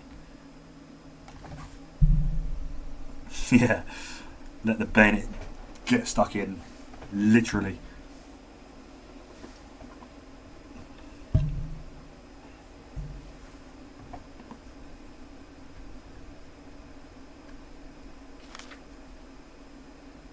It seems every time I win a battle, I get one of these little things come up about me getting some resources and stuff. Cigars, right. I need to start looking at selling things I don't need, goods and stuff, like furs, just to get a bit of money back. Cigars, rum. I need to keep all this other stuff because, mind you, I shouldn't be running out of ammunition because, as you can see here, I've got 3,171 in stock, in storage. I've got wagons for transporting it as well. I'm not producing a lot of ammunition though, because I don't have many factories still under my...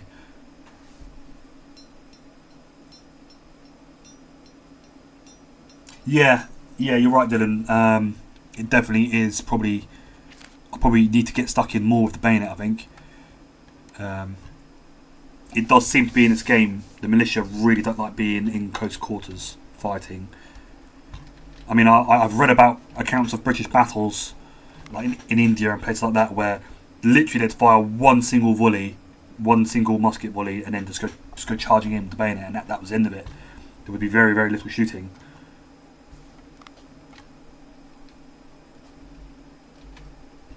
I imagine as well, in reality, a lot of the people in the colonies, not all of them obviously, it's probably a bit unfair to say, it might be a bit stereotyping, but a lot of them, a good many of them, would have learned how to use a musket for, dangerous place in the New World, at the time, with what was there beforehand and everything. So it might, obviously that's where the right to bear arms thing comes from, I suppose. Living in a land that could potentially be quite dangerous to you. Obviously, Britain was made quite safe for people long ago, 1,000 years ago or more. Relatively safe, I should say. We don't have, I think, like our most dangerous wild animal is probably the horse. We do have wild horses still in Britain, and they're probably, when you think about it, the most dangerous thing, but you don't see them that often. Maybe off the coast, obviously, we get killer whales and orcas and shit like that. So maybe them, arguably, but yeah. Anyway, I'm rambling a bit. Right, I need to gather some forces to make a fort assault. Ideally, I'd like to go for Fort Penn, or maybe Fort Saratoga. How can I go about doing that? I'm probably going to have to lose...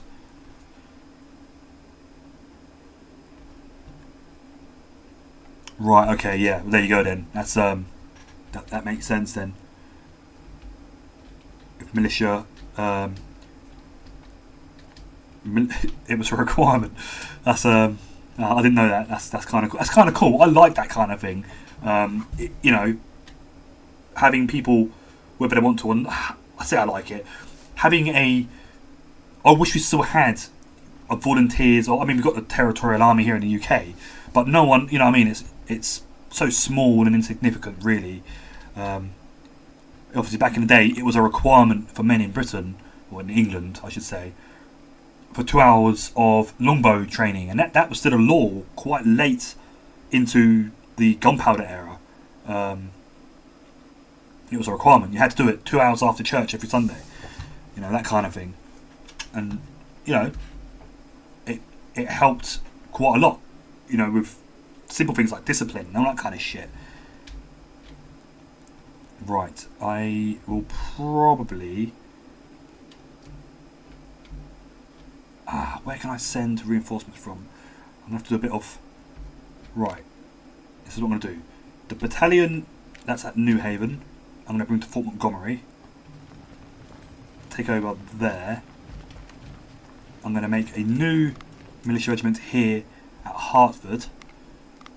And I'm going to have them take over at New Haven. Because Hartford is still quite friendly, whereas New Haven is not at the moment. Although maybe I should build printing press to start getting some loyalty back. I love it when there's old laws that haven't been like cancelled or rewritten or whatever. We've got some cracking good ones here in England. Press the attack. Keep moving. Privateer vessels conduct raids along the American coastline, targeting coastal rebel towns. Good. Well done, the privateers. You have prisoners. You can keep them to receive bonuses and settlements, or exchange them. How do I exchange prisoners? I'm going to have to watch a tutorial video for this quickly. I've not got to this point yet.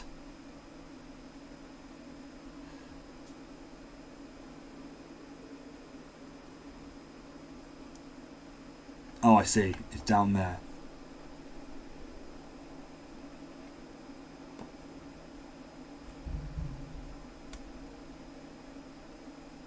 Oh, right.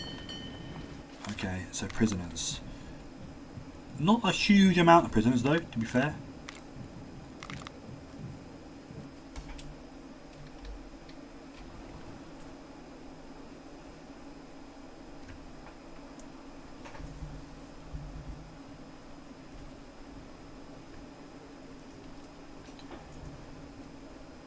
No, in Parliament there's no swords. The line between the government benches and the opposition benches is just a bit too far away for two swords to be able to like collide or whatever. Something like that anyway. It's like it's just over two swords lengths apart. Like there's actually red lines that they're not supposed to cross.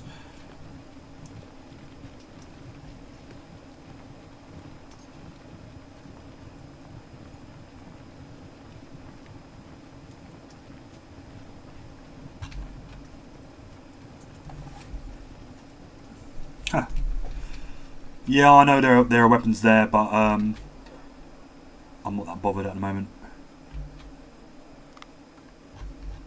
More of North Carolina has fallen. Not enough muskets? What do you mean? I need to get more taxes now. Great. Right. Let's change. I didn't actually have enough civilian muskets to fully man these.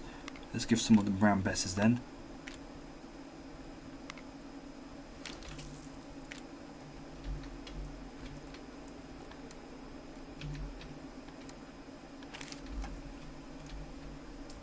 I keep forgetting where I've got people doing things because there's so much going on at once and the constant messages that keep popping up. Where are you going? Where do you think you're going, mate? Don't think for a minute that you're going to sneak past me. Aim true. Alright, that's there now.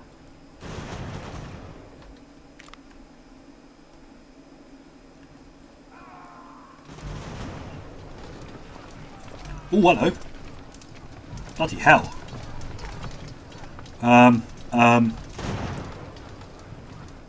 This could be interesting. Right here. Interesting in a funny sort of way. That's a big old chunk of the enemy army right there. Let's just come out the woodworks.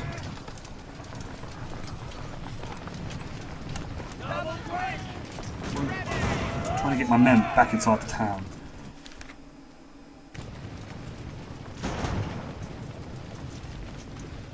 Right, I need to move quick now. I have an opportunity here.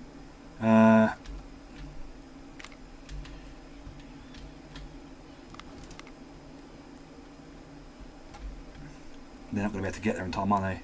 Nor are they actually going to be of much use. They've got to break through the enemy to get there. I could send... It's got to be worth it. If I send this regiment up from Philadelphia, Philadelphia will likely rebel once again. But I need to rush some reinforcements to the eastern area because it's a big enemy army here. 4 or 5, wait, 2, 4, 6, at least 6 regiments, maybe even more.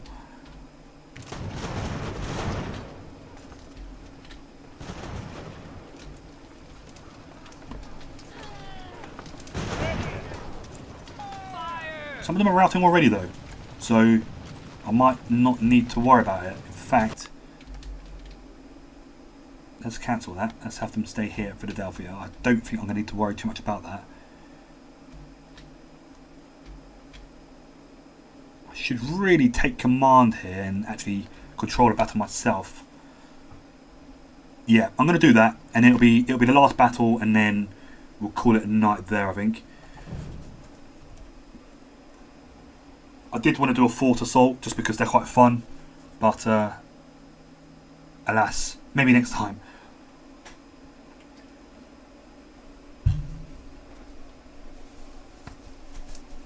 I've been looking forwards to when we're getting some bigger battles, to be honest with you. And this is the first one of its kind, really. Tricky situation though, by the looks of it, the map, the way it's laid out, and the fact that my men are standing in a swamp. Some of my companies are a little bit on the depleted side as well, which is not great.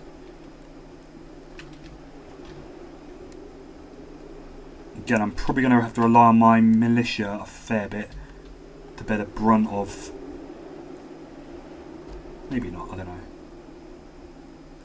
Can I combine skirmishers? No, can't. That's annoying.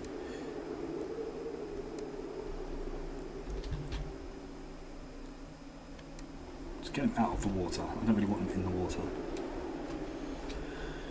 Right, it's a bit of a gaggle, but it will shake itself out shortly.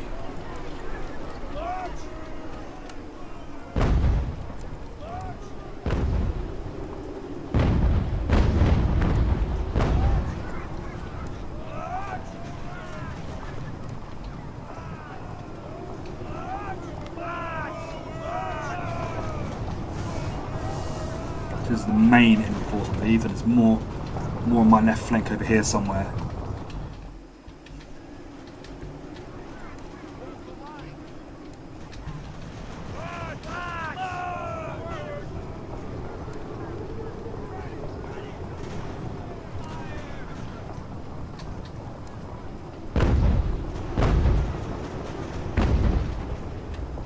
Oh, yeah, here they come.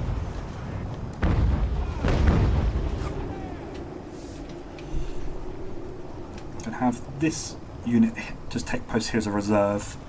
Need to keep some in reserve even when you're outnumbered, ideally.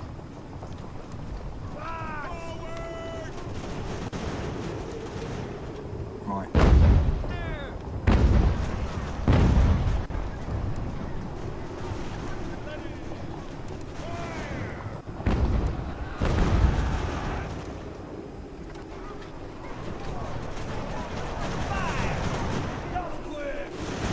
Good. Got a good rear flank shot that right into this lot there then. That worked out quite well actually.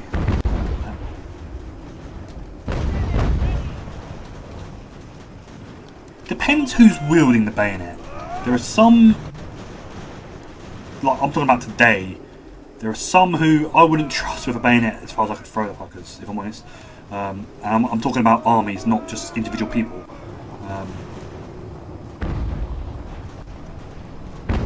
I don't know. There are some nations' armies out there. I don't even think they've ever had a bayonet charge in their entire history. We in our military here, we do keep it as a very important part of our training is bayonet training day. It's a very, very important part of the training. It's kind of when you cross a line into being a sort of trained civilian into actually feeling more like, no, I'm actually, this is a job where I'm gonna get my hands quite dirty potentially. You kind of like, yeah, oh fuck, my right flank. I had no idea these guys were here this whole time.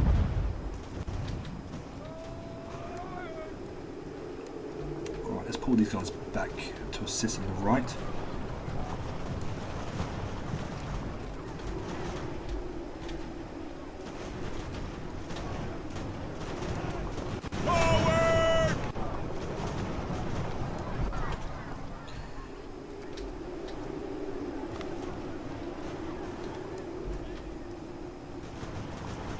Nah, not necessarily. I mean, well, yeah, I guess arguably yes, but there are cases in Afghanistan where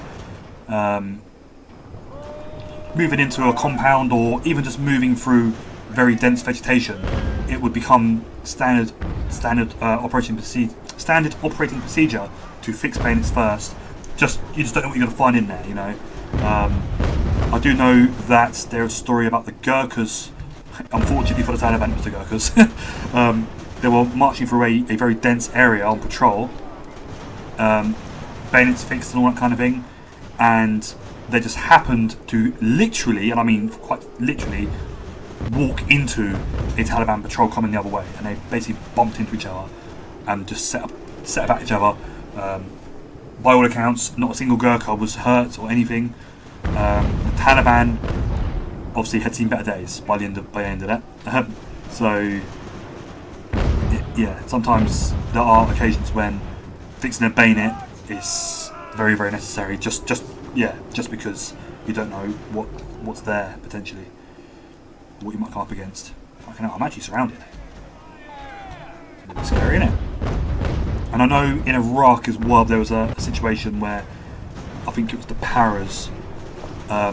A small group of paras, we're talking like 10 guys, fixed bayonets because they were being assailed by a very, very large angry crowd. Not necessarily armed, like with firearms, but a very large crowd nonetheless that would beat them to death if they caught them. And just them fixing bayonets was enough to get the crowd to back off, you know, and that kind of thing. Just the sight of these, like, I think it was either 8 or 10 men, I can't remember. Just the sight of them was enough for the crowd to be like, oh, okay. Yeah, and of course, as you said, yeah, in the Falklands, they think the chance to really get into a fight. But yeah, there was a lot of the battles for the mountains in the Falklands did end in hand-to-hand fighting. And not to sound like I'm bragging here, because obviously it's a very, very horrible thing to have to do, I guess, hand-to-hand fighting. But as far as I'm aware, it was when it got close enough for hand-to-hand fighting to occur, it was always very one-sided. The Argentines, largely not being professional soldiers, not having done bayonet training in the way that like other armies, professional armies would do, like the British Army, maybe even the US Army, I don't actually know. Yeah, they didn't stand a chance. Once it got to that kind of range, it was just, yeah. There was just no hope for it. This is a very tentative situation here, actually.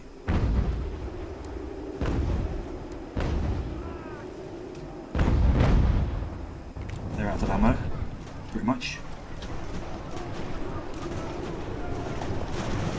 I need to start really making moves here. Everyone's running low on ammo.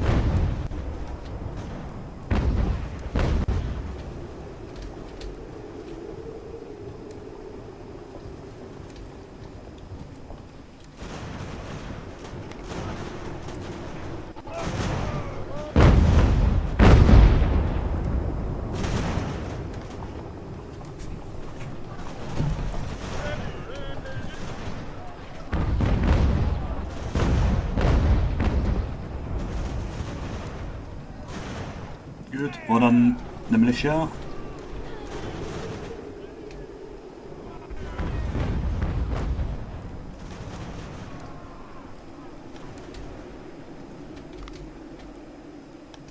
Keep moving.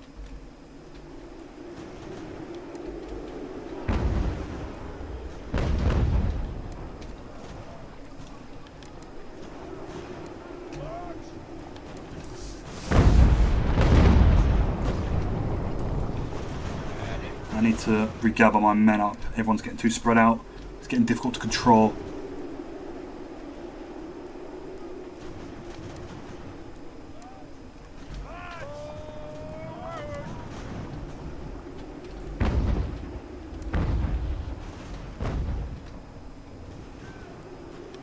Have them charge them.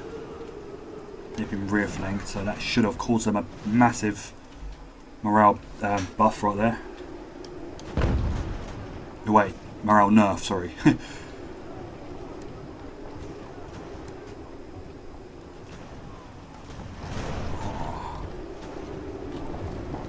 So many of my units have been depleted a bit. Quite depleted here. It was bound to happen, it was a big battle.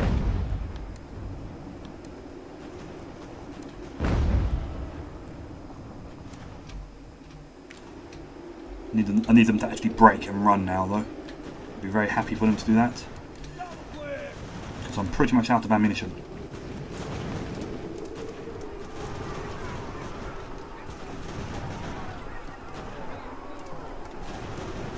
Oh, got some prisoners. More prisoners. More prisoners.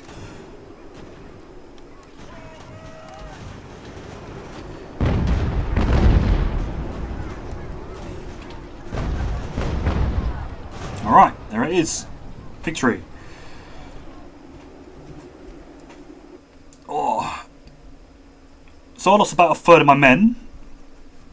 Just under a third of my men. No, about a third. Not great. Not a very good turn of events, but it was a big battle. Even still, they didn't outnumber me by a huge amount, considering, well, I don't know, it wasn't all regulars, of course. About half my force, I think, was militia. So yeah, I'm quite happy with that, I guess. But yeah, quite a heavy battle there. Just breaking the back of that large force is what I was hoping to do, really. Get as many of those regiments to rout and retreat, or maybe even surrender as possible. We'll see how it looks on the strategic map in a minute. Daisy. Right, so they're all now routing. I'm going to keep this regiment here at Philadelphia, because it is a capital. It's probably worth trying to hold on to it, even if it is very much not on my side. Right, what do we have here? Let's have a look. So some... Oh, yeah, not looking good. But we held out, which is great.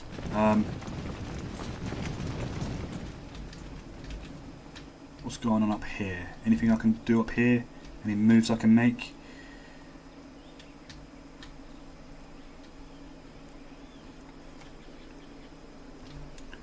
Ransom exchange. In a secluded and well-guarded location, away from prying eyes, a discreet exchange unfolded. The ransom, consisting of gold and valuable goods, was delivered to us in exchange for the safe release of captured rebels. Prisoners exchange. You will free 200 USA prisoners for 1,000. No rebel should return to fight us again. I'm going to go with that. I don't need that money, really, so I'm not going to let them go yet.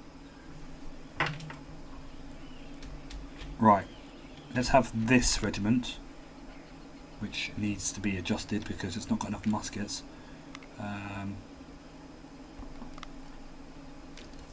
Let's have them. I'm going to have them come up to Salem here, and got a regular regiment there that I would like to use at the front. Well, where the fighting is heavier.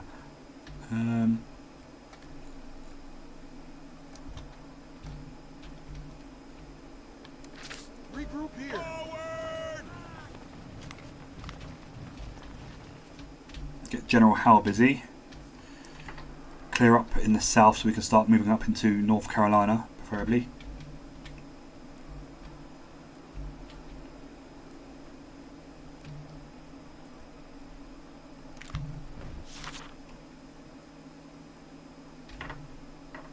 Final effort to avert war between Britain and the 13 colonies. I thought we was past the point of that, if I'm honest.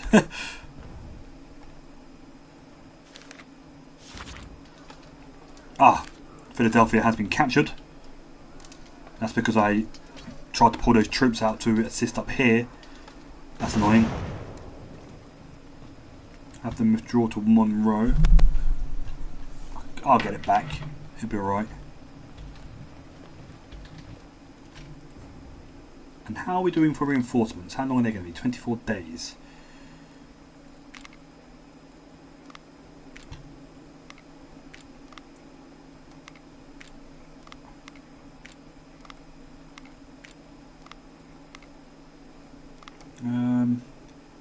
£4 it'll have to be. Right. It's not going well, to put it bluntly. Bit of an understatement, really. It's not going well at all.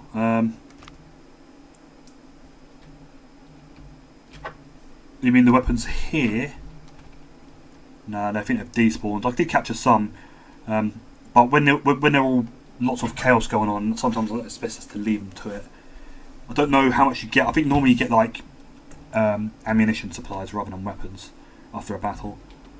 So I'm going to have to try and push back for Philadelphia again. Going to have these chaps here holding at Fredericksburg and in Virginia.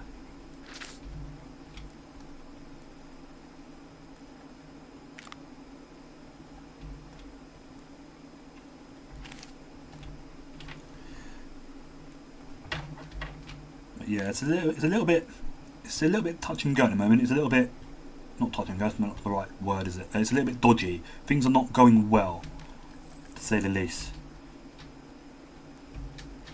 The rebels are starting to really become a pain in the ass, basically. You know what? Right, capture Augusta, and then I can quickly do a fort assault, and then I can call it a day.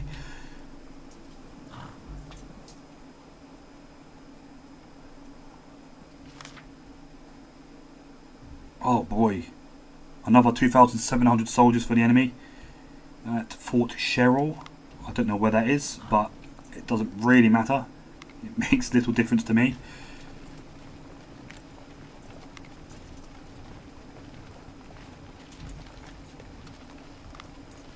Who are the rebels? Keep moving. Oh, here's Fort Sherrill here. Oh, you know what? This might be an opportunity here. They're regulars as well. Shit. Alright. It's on. A battle with the regulars. Ah, we just lost Elizabethtown. Here we go. A proper battle. Yep, you got the militia, and then you got two regiments of regulars, and they should have the fort to protect them.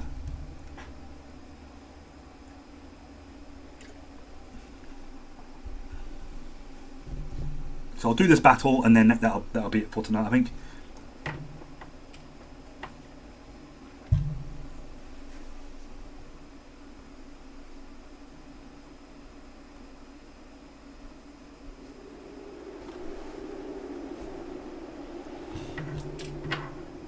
They do have the fort. Fun.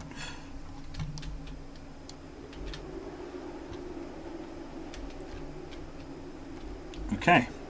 This is not going to be easy, but victory shall be ours. Probably.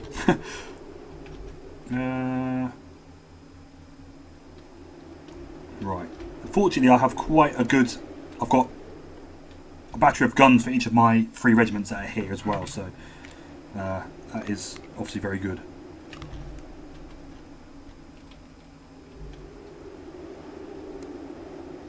So let's have these guns move up, have them closer to the front.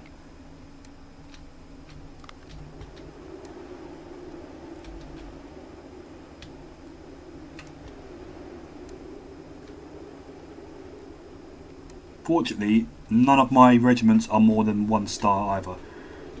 They've only just arrived, really, haven't they? Well, not just arrived, but they've not been in the colonies for long.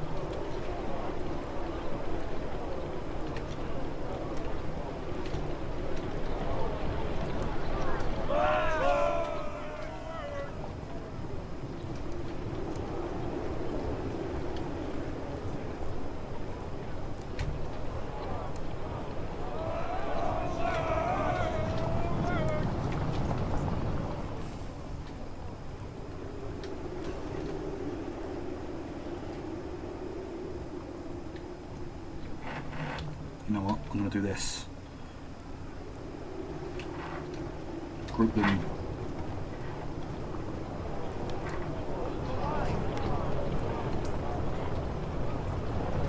Sometimes the enemy do sally. They come forwards hoping to, well, kind of like that, what they're doing. It never goes very well for them whenever they do. But yeah, they send their skirmishes forward, which is obviously the correct thing to do. Try and break up your enemy's marching formations and things like that.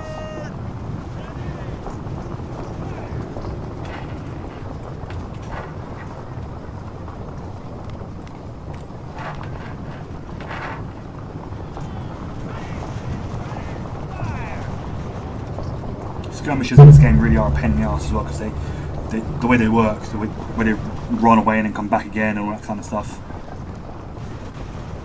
But really what I want to do here is cause as much damage to the regular rebel forces as I can.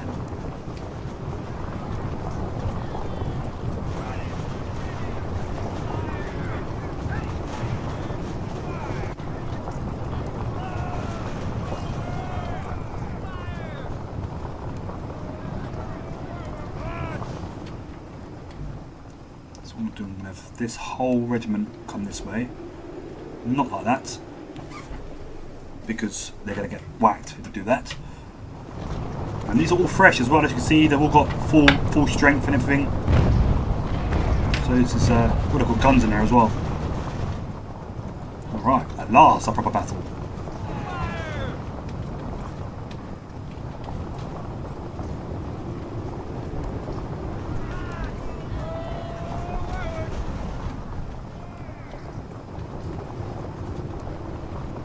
Guns up nice and close. Oh shit, I didn't see that up there. This is going to be quite tricky, actually. This is going to be quite a tough one. I need to work this out properly rather than just rush in.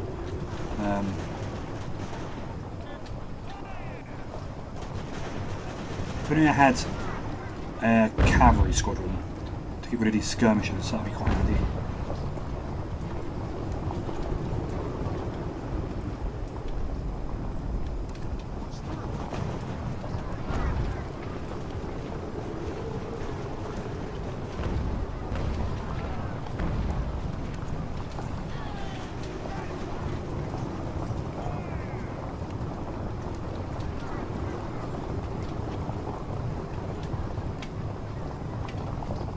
Right, so I'm going to have this regiment here. It's going to sort of push in from this direction. Most of my force will attack this sort of bottom left corner here. That's my plan. 2 main axes of advance, if you will. I'm just going to try and overwhelm individual units, but it's difficult in a fort because they do have quite good all-round defence, these forts. So it's hard to overwhelm one area more than another.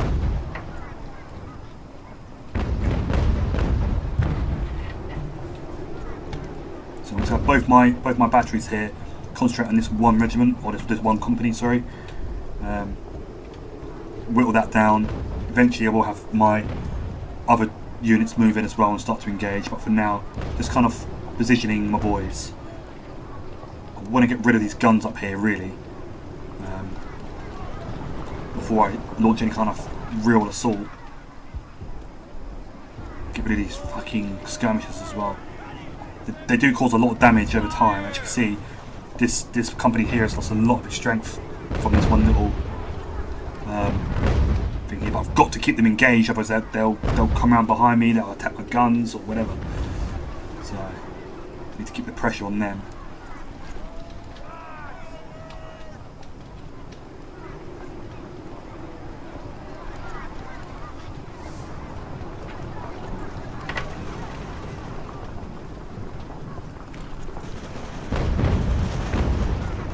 I think they're shooting. Yeah, they are. They're shooting canister, which is kind of cool. I've never seen that before. I don't think. Or I've never taken note of it before, I should say. I must have seen it at some point.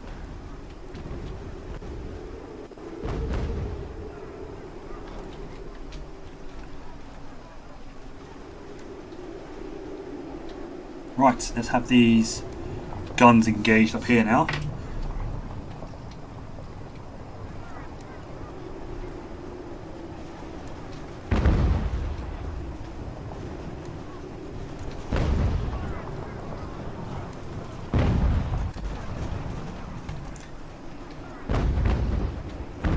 I'm sure you can kind of see what I'm trying to do. Just trying to chip away, like overwhelm individual units, rather than sort of launch a big general assault on the place, because that's just going to be pure carnage. So I'm going to deal with this little clump of enemy forces here, if I can.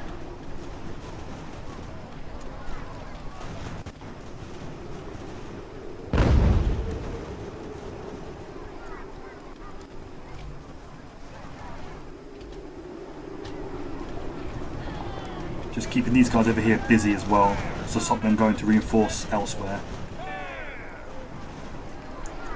Good. So now I've got this whole group here attacking this one company.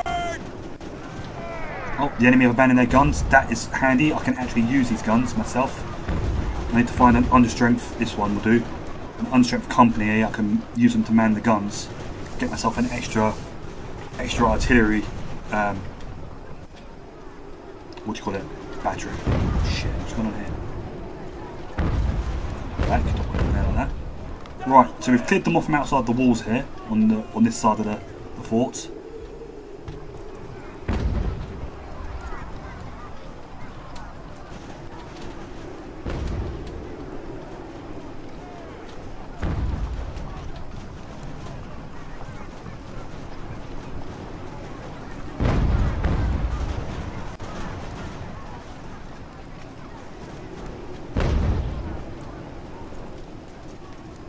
A bit of carnage here at the moment. I'm not really sure what they're trying to do.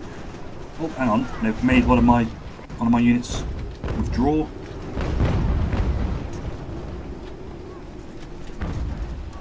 Have them form a proper straight line. It's the British army here, not the bloody French. We have straight lines. Thank you very much. Right, we've taken the guns.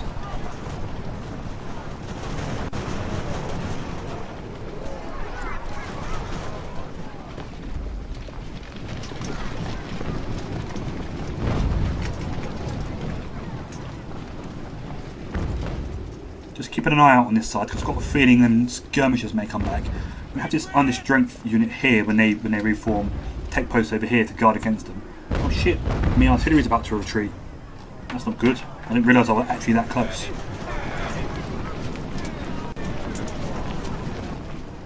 Right, is that...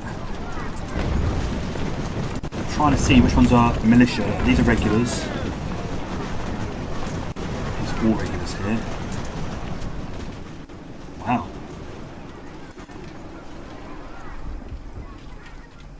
Alright, have them come over here now. When they stop running away, they can have their guns back.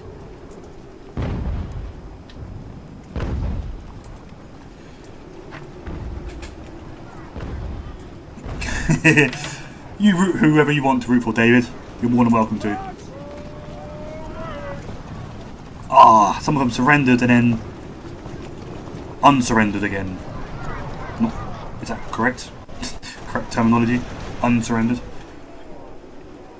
Yeah, you can root for your colonies on principle. It won't do them any favours. I don't intend to let them go easy. Cheeky buggers. Right. Guns are out of range on this side. Out of range from them, that is. Not out of range from themselves. If you chaps here would like to retake your guns, that would be great. In the meantime, I need to start moving up. Get ready to... There's going to be a lot of routing, reforming and recharging going on now. Cycle charging and things like that. There's no real easy way of doing this without taking a fair amount of losses, but...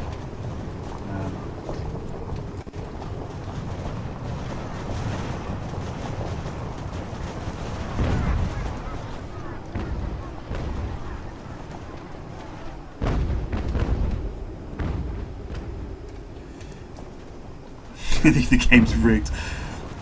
Rigged in favour of the colonies, maybe. Fucking hell. They've been knocked about. Something fierce they have.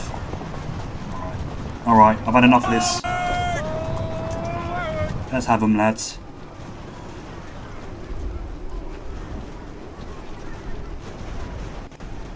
These guys, I really can't be arsed chasing after them. They might reform and come back, but there's only 26 of them there, so I'm not that bothered. They're not capturable either. They're just routing. When they've surrendered, it looks like they've changed sides. They'll get like a red thing rather than a blue thing. Right, get over the walls. Come on out. Time to charge. Someone just surrendered. Actually, look. These guys here surrendered, and then because they're with their own side, they get unsurrendered again, if you like. Oh, no, here we go. We've got some here. Catch these dudes. Oh, they've surrendered. They've routed completely. The entire enemy army just broke suddenly. And they're all surrendering. Yes! That's amazing. That's why it's not always good to immediately end the battle, because sometimes, just because they've routed, doesn't mean that, you know, you might get the chance to capture a fuck ton of them. And we just did. As you can see here. A lot of these US regular troops are all just... Fuck, I'm shooting me in guys. Wow, okay, that was a real nice little turn up for the books there. I like that.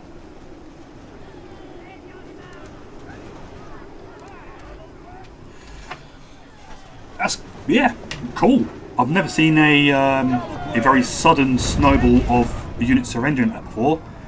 But we've also captured some more guns here as well, so very pleased with how that actually turned out. That was well worth the losses I suffered.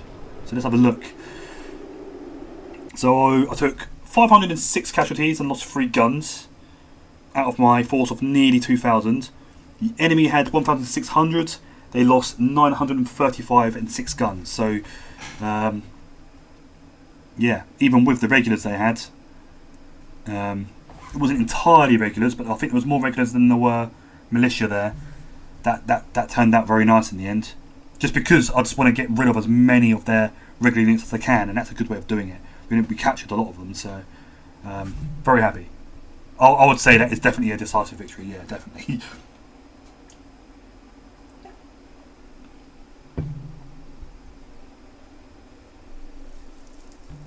I guess because I had the fort effectively surrounded, their routing units had little choice but to surrender. I've not seen that happen before. Normally they sort of run past you, if you like.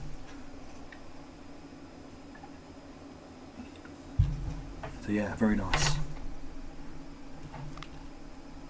Here you go, there's the dregs. That's what's remained of that force that was there. Oh, hang on, the camera's gone all weird. And they're not going to escape either by the looks of it. Yep, they surrendered as well. Excellent. Very happy with that. Regroup here.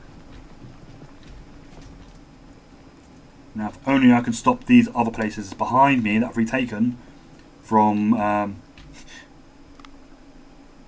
fuck. From, yeah, changing sides again. I mean, there are things I can do. For example, I can start building... well, I've already started building a town hall or printing press, that kind of thing. The problem is, by the time it's built, I mean, look, 160 days left. By the time that's built, they would have probably changed sides again. Oh, hang on, what? Oh, no. That's one of the game's glitches there. It was telling me that I'd lost a whole militia unit here, but it wasn't mine, it was the enemy's. For some reason, it does that sometimes. Okay.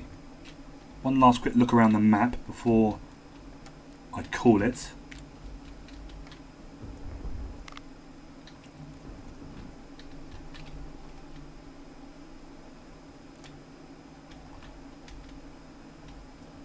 Alright, so Fredericksburg, got 2 regiments there, both under strength.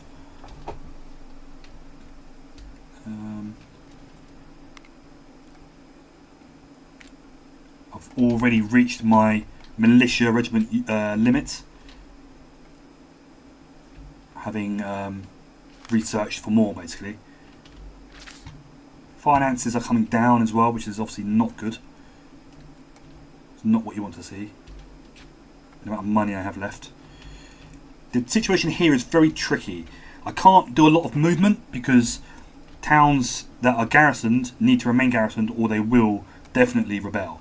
And in like New York, I've got some pretty good buildings and things there, so I don't really want to lose New York. And up here, similar situation. I can't move troops. I'd like to have these regiments here move south to attack this little clump here and be supported by troops coming from this direction, but all of these towns need to be garrisoned or else they are going to rebel. Some of them are going to rebel anyway, like Fort Lovell here. I can't do anything with it. I've got no resources or men left to man it, to garrison it. So, oh, hang on a minute. I was doing this, wasn't I? So I can have this regiment here come out and have them come over here, reinforce, and then I can have these troops here. I'm going to have to just take the risk and risk having a fort that I've just garrisoned and then ungarrisoned, rejoin the rebels again. I might have to keep marching backwards and forwards, counter marching, until I can gradually build up a power base somewhere in 2 or 3 areas of the map, good loyalty and that kind of thing, from which to operate properly. And that's what I'm trying to get at. That's why I had 1 general down here, 1 in Virginia, 1 in New York, 1 in Boston, but unfortunately the plan hasn't quite worked out how I thought it would. I'm waiting for the things I built up here in Boston to pay off. The church. Oh, hang on. I need to put a printing press there as well, don't I? That's a good way of getting loyalty back. Fortunately, I do have some loyal towns here. These 3 here, and Leicester as well, if I remember rightly. Still relatively loyal. I want to keep them loyal though. And Hartford. So these towns here are all loyal, which is great. That's a bit of a base to work from. Boston really is not loyal at all. Salem definitely isn't. I'm probably going to lose Portsmouth as well at some point. And all up here, I'm going to lose as well, I imagine. I could try and launch a counter-attack here, but I just don't have the men for it, unfortunately. So, next steps will be to try and move into this area. The Hudson River area. And where Providence? Did I not have a printing press there? I've got one already. Although their loyalty is still dropping gradually because I'm taxing them. What I could do to stop taxing them, problem is I need the money. I do need the money, but I think maybe for now it might be worth. Where is it? Here it is. It might be worth cutting a bit of taxes. A 1% tax cut. Just because I need. At the moment, loyalty is actually going to be more important to me than the finances. Although once my finances do run out, my men will start to desert because I'm not being paid. So your regular forces will start to desert you, which is obviously not ideal. So I need to be aware of that. I've got some ships coming with a new regiment. Oh, sorry, a cavalry regiment and an infantry regiment. Not arriving for another 21 days, so I've got 3 more weeks for them. I'll probably have them. I'll probably have to have them come to Virginia as well. And when they arrived, that might then be my opportunity to start really making some moves up here. Yeah, I think that's probably what's going to happen there.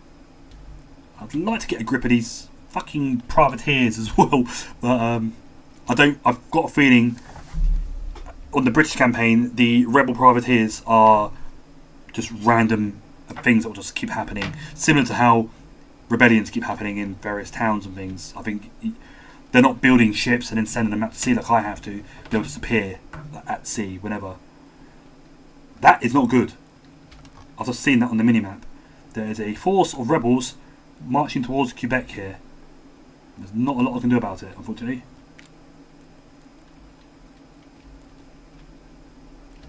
Wait a minute, I can't even click on Quebec at the moment. That's really annoying.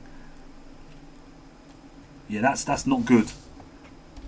But there's nothing I can do.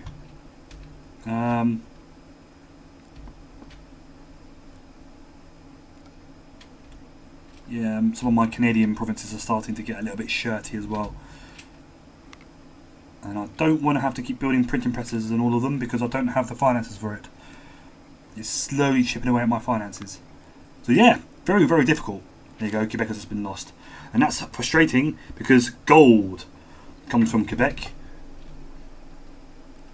And these guys here, they can march straight up the river, the St. Lawrence, and start freaking rolling up my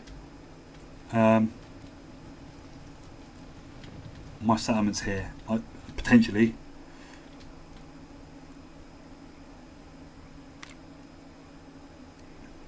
But this settlement, I'm not going to try and pronounce it, is loyal. So hopefully, what's that? Harrisburg. Plus, why is it showing it as a good thing? Plus 4% loyalty for USA. That's not a good thing. Not for me, is it anyway?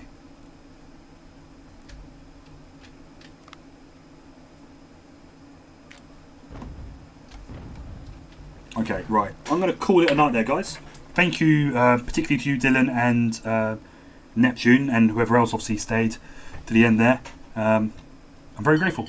Thank you very much. Right, have a good night, and catch you on the reorg, whenever that might be. Cheerio.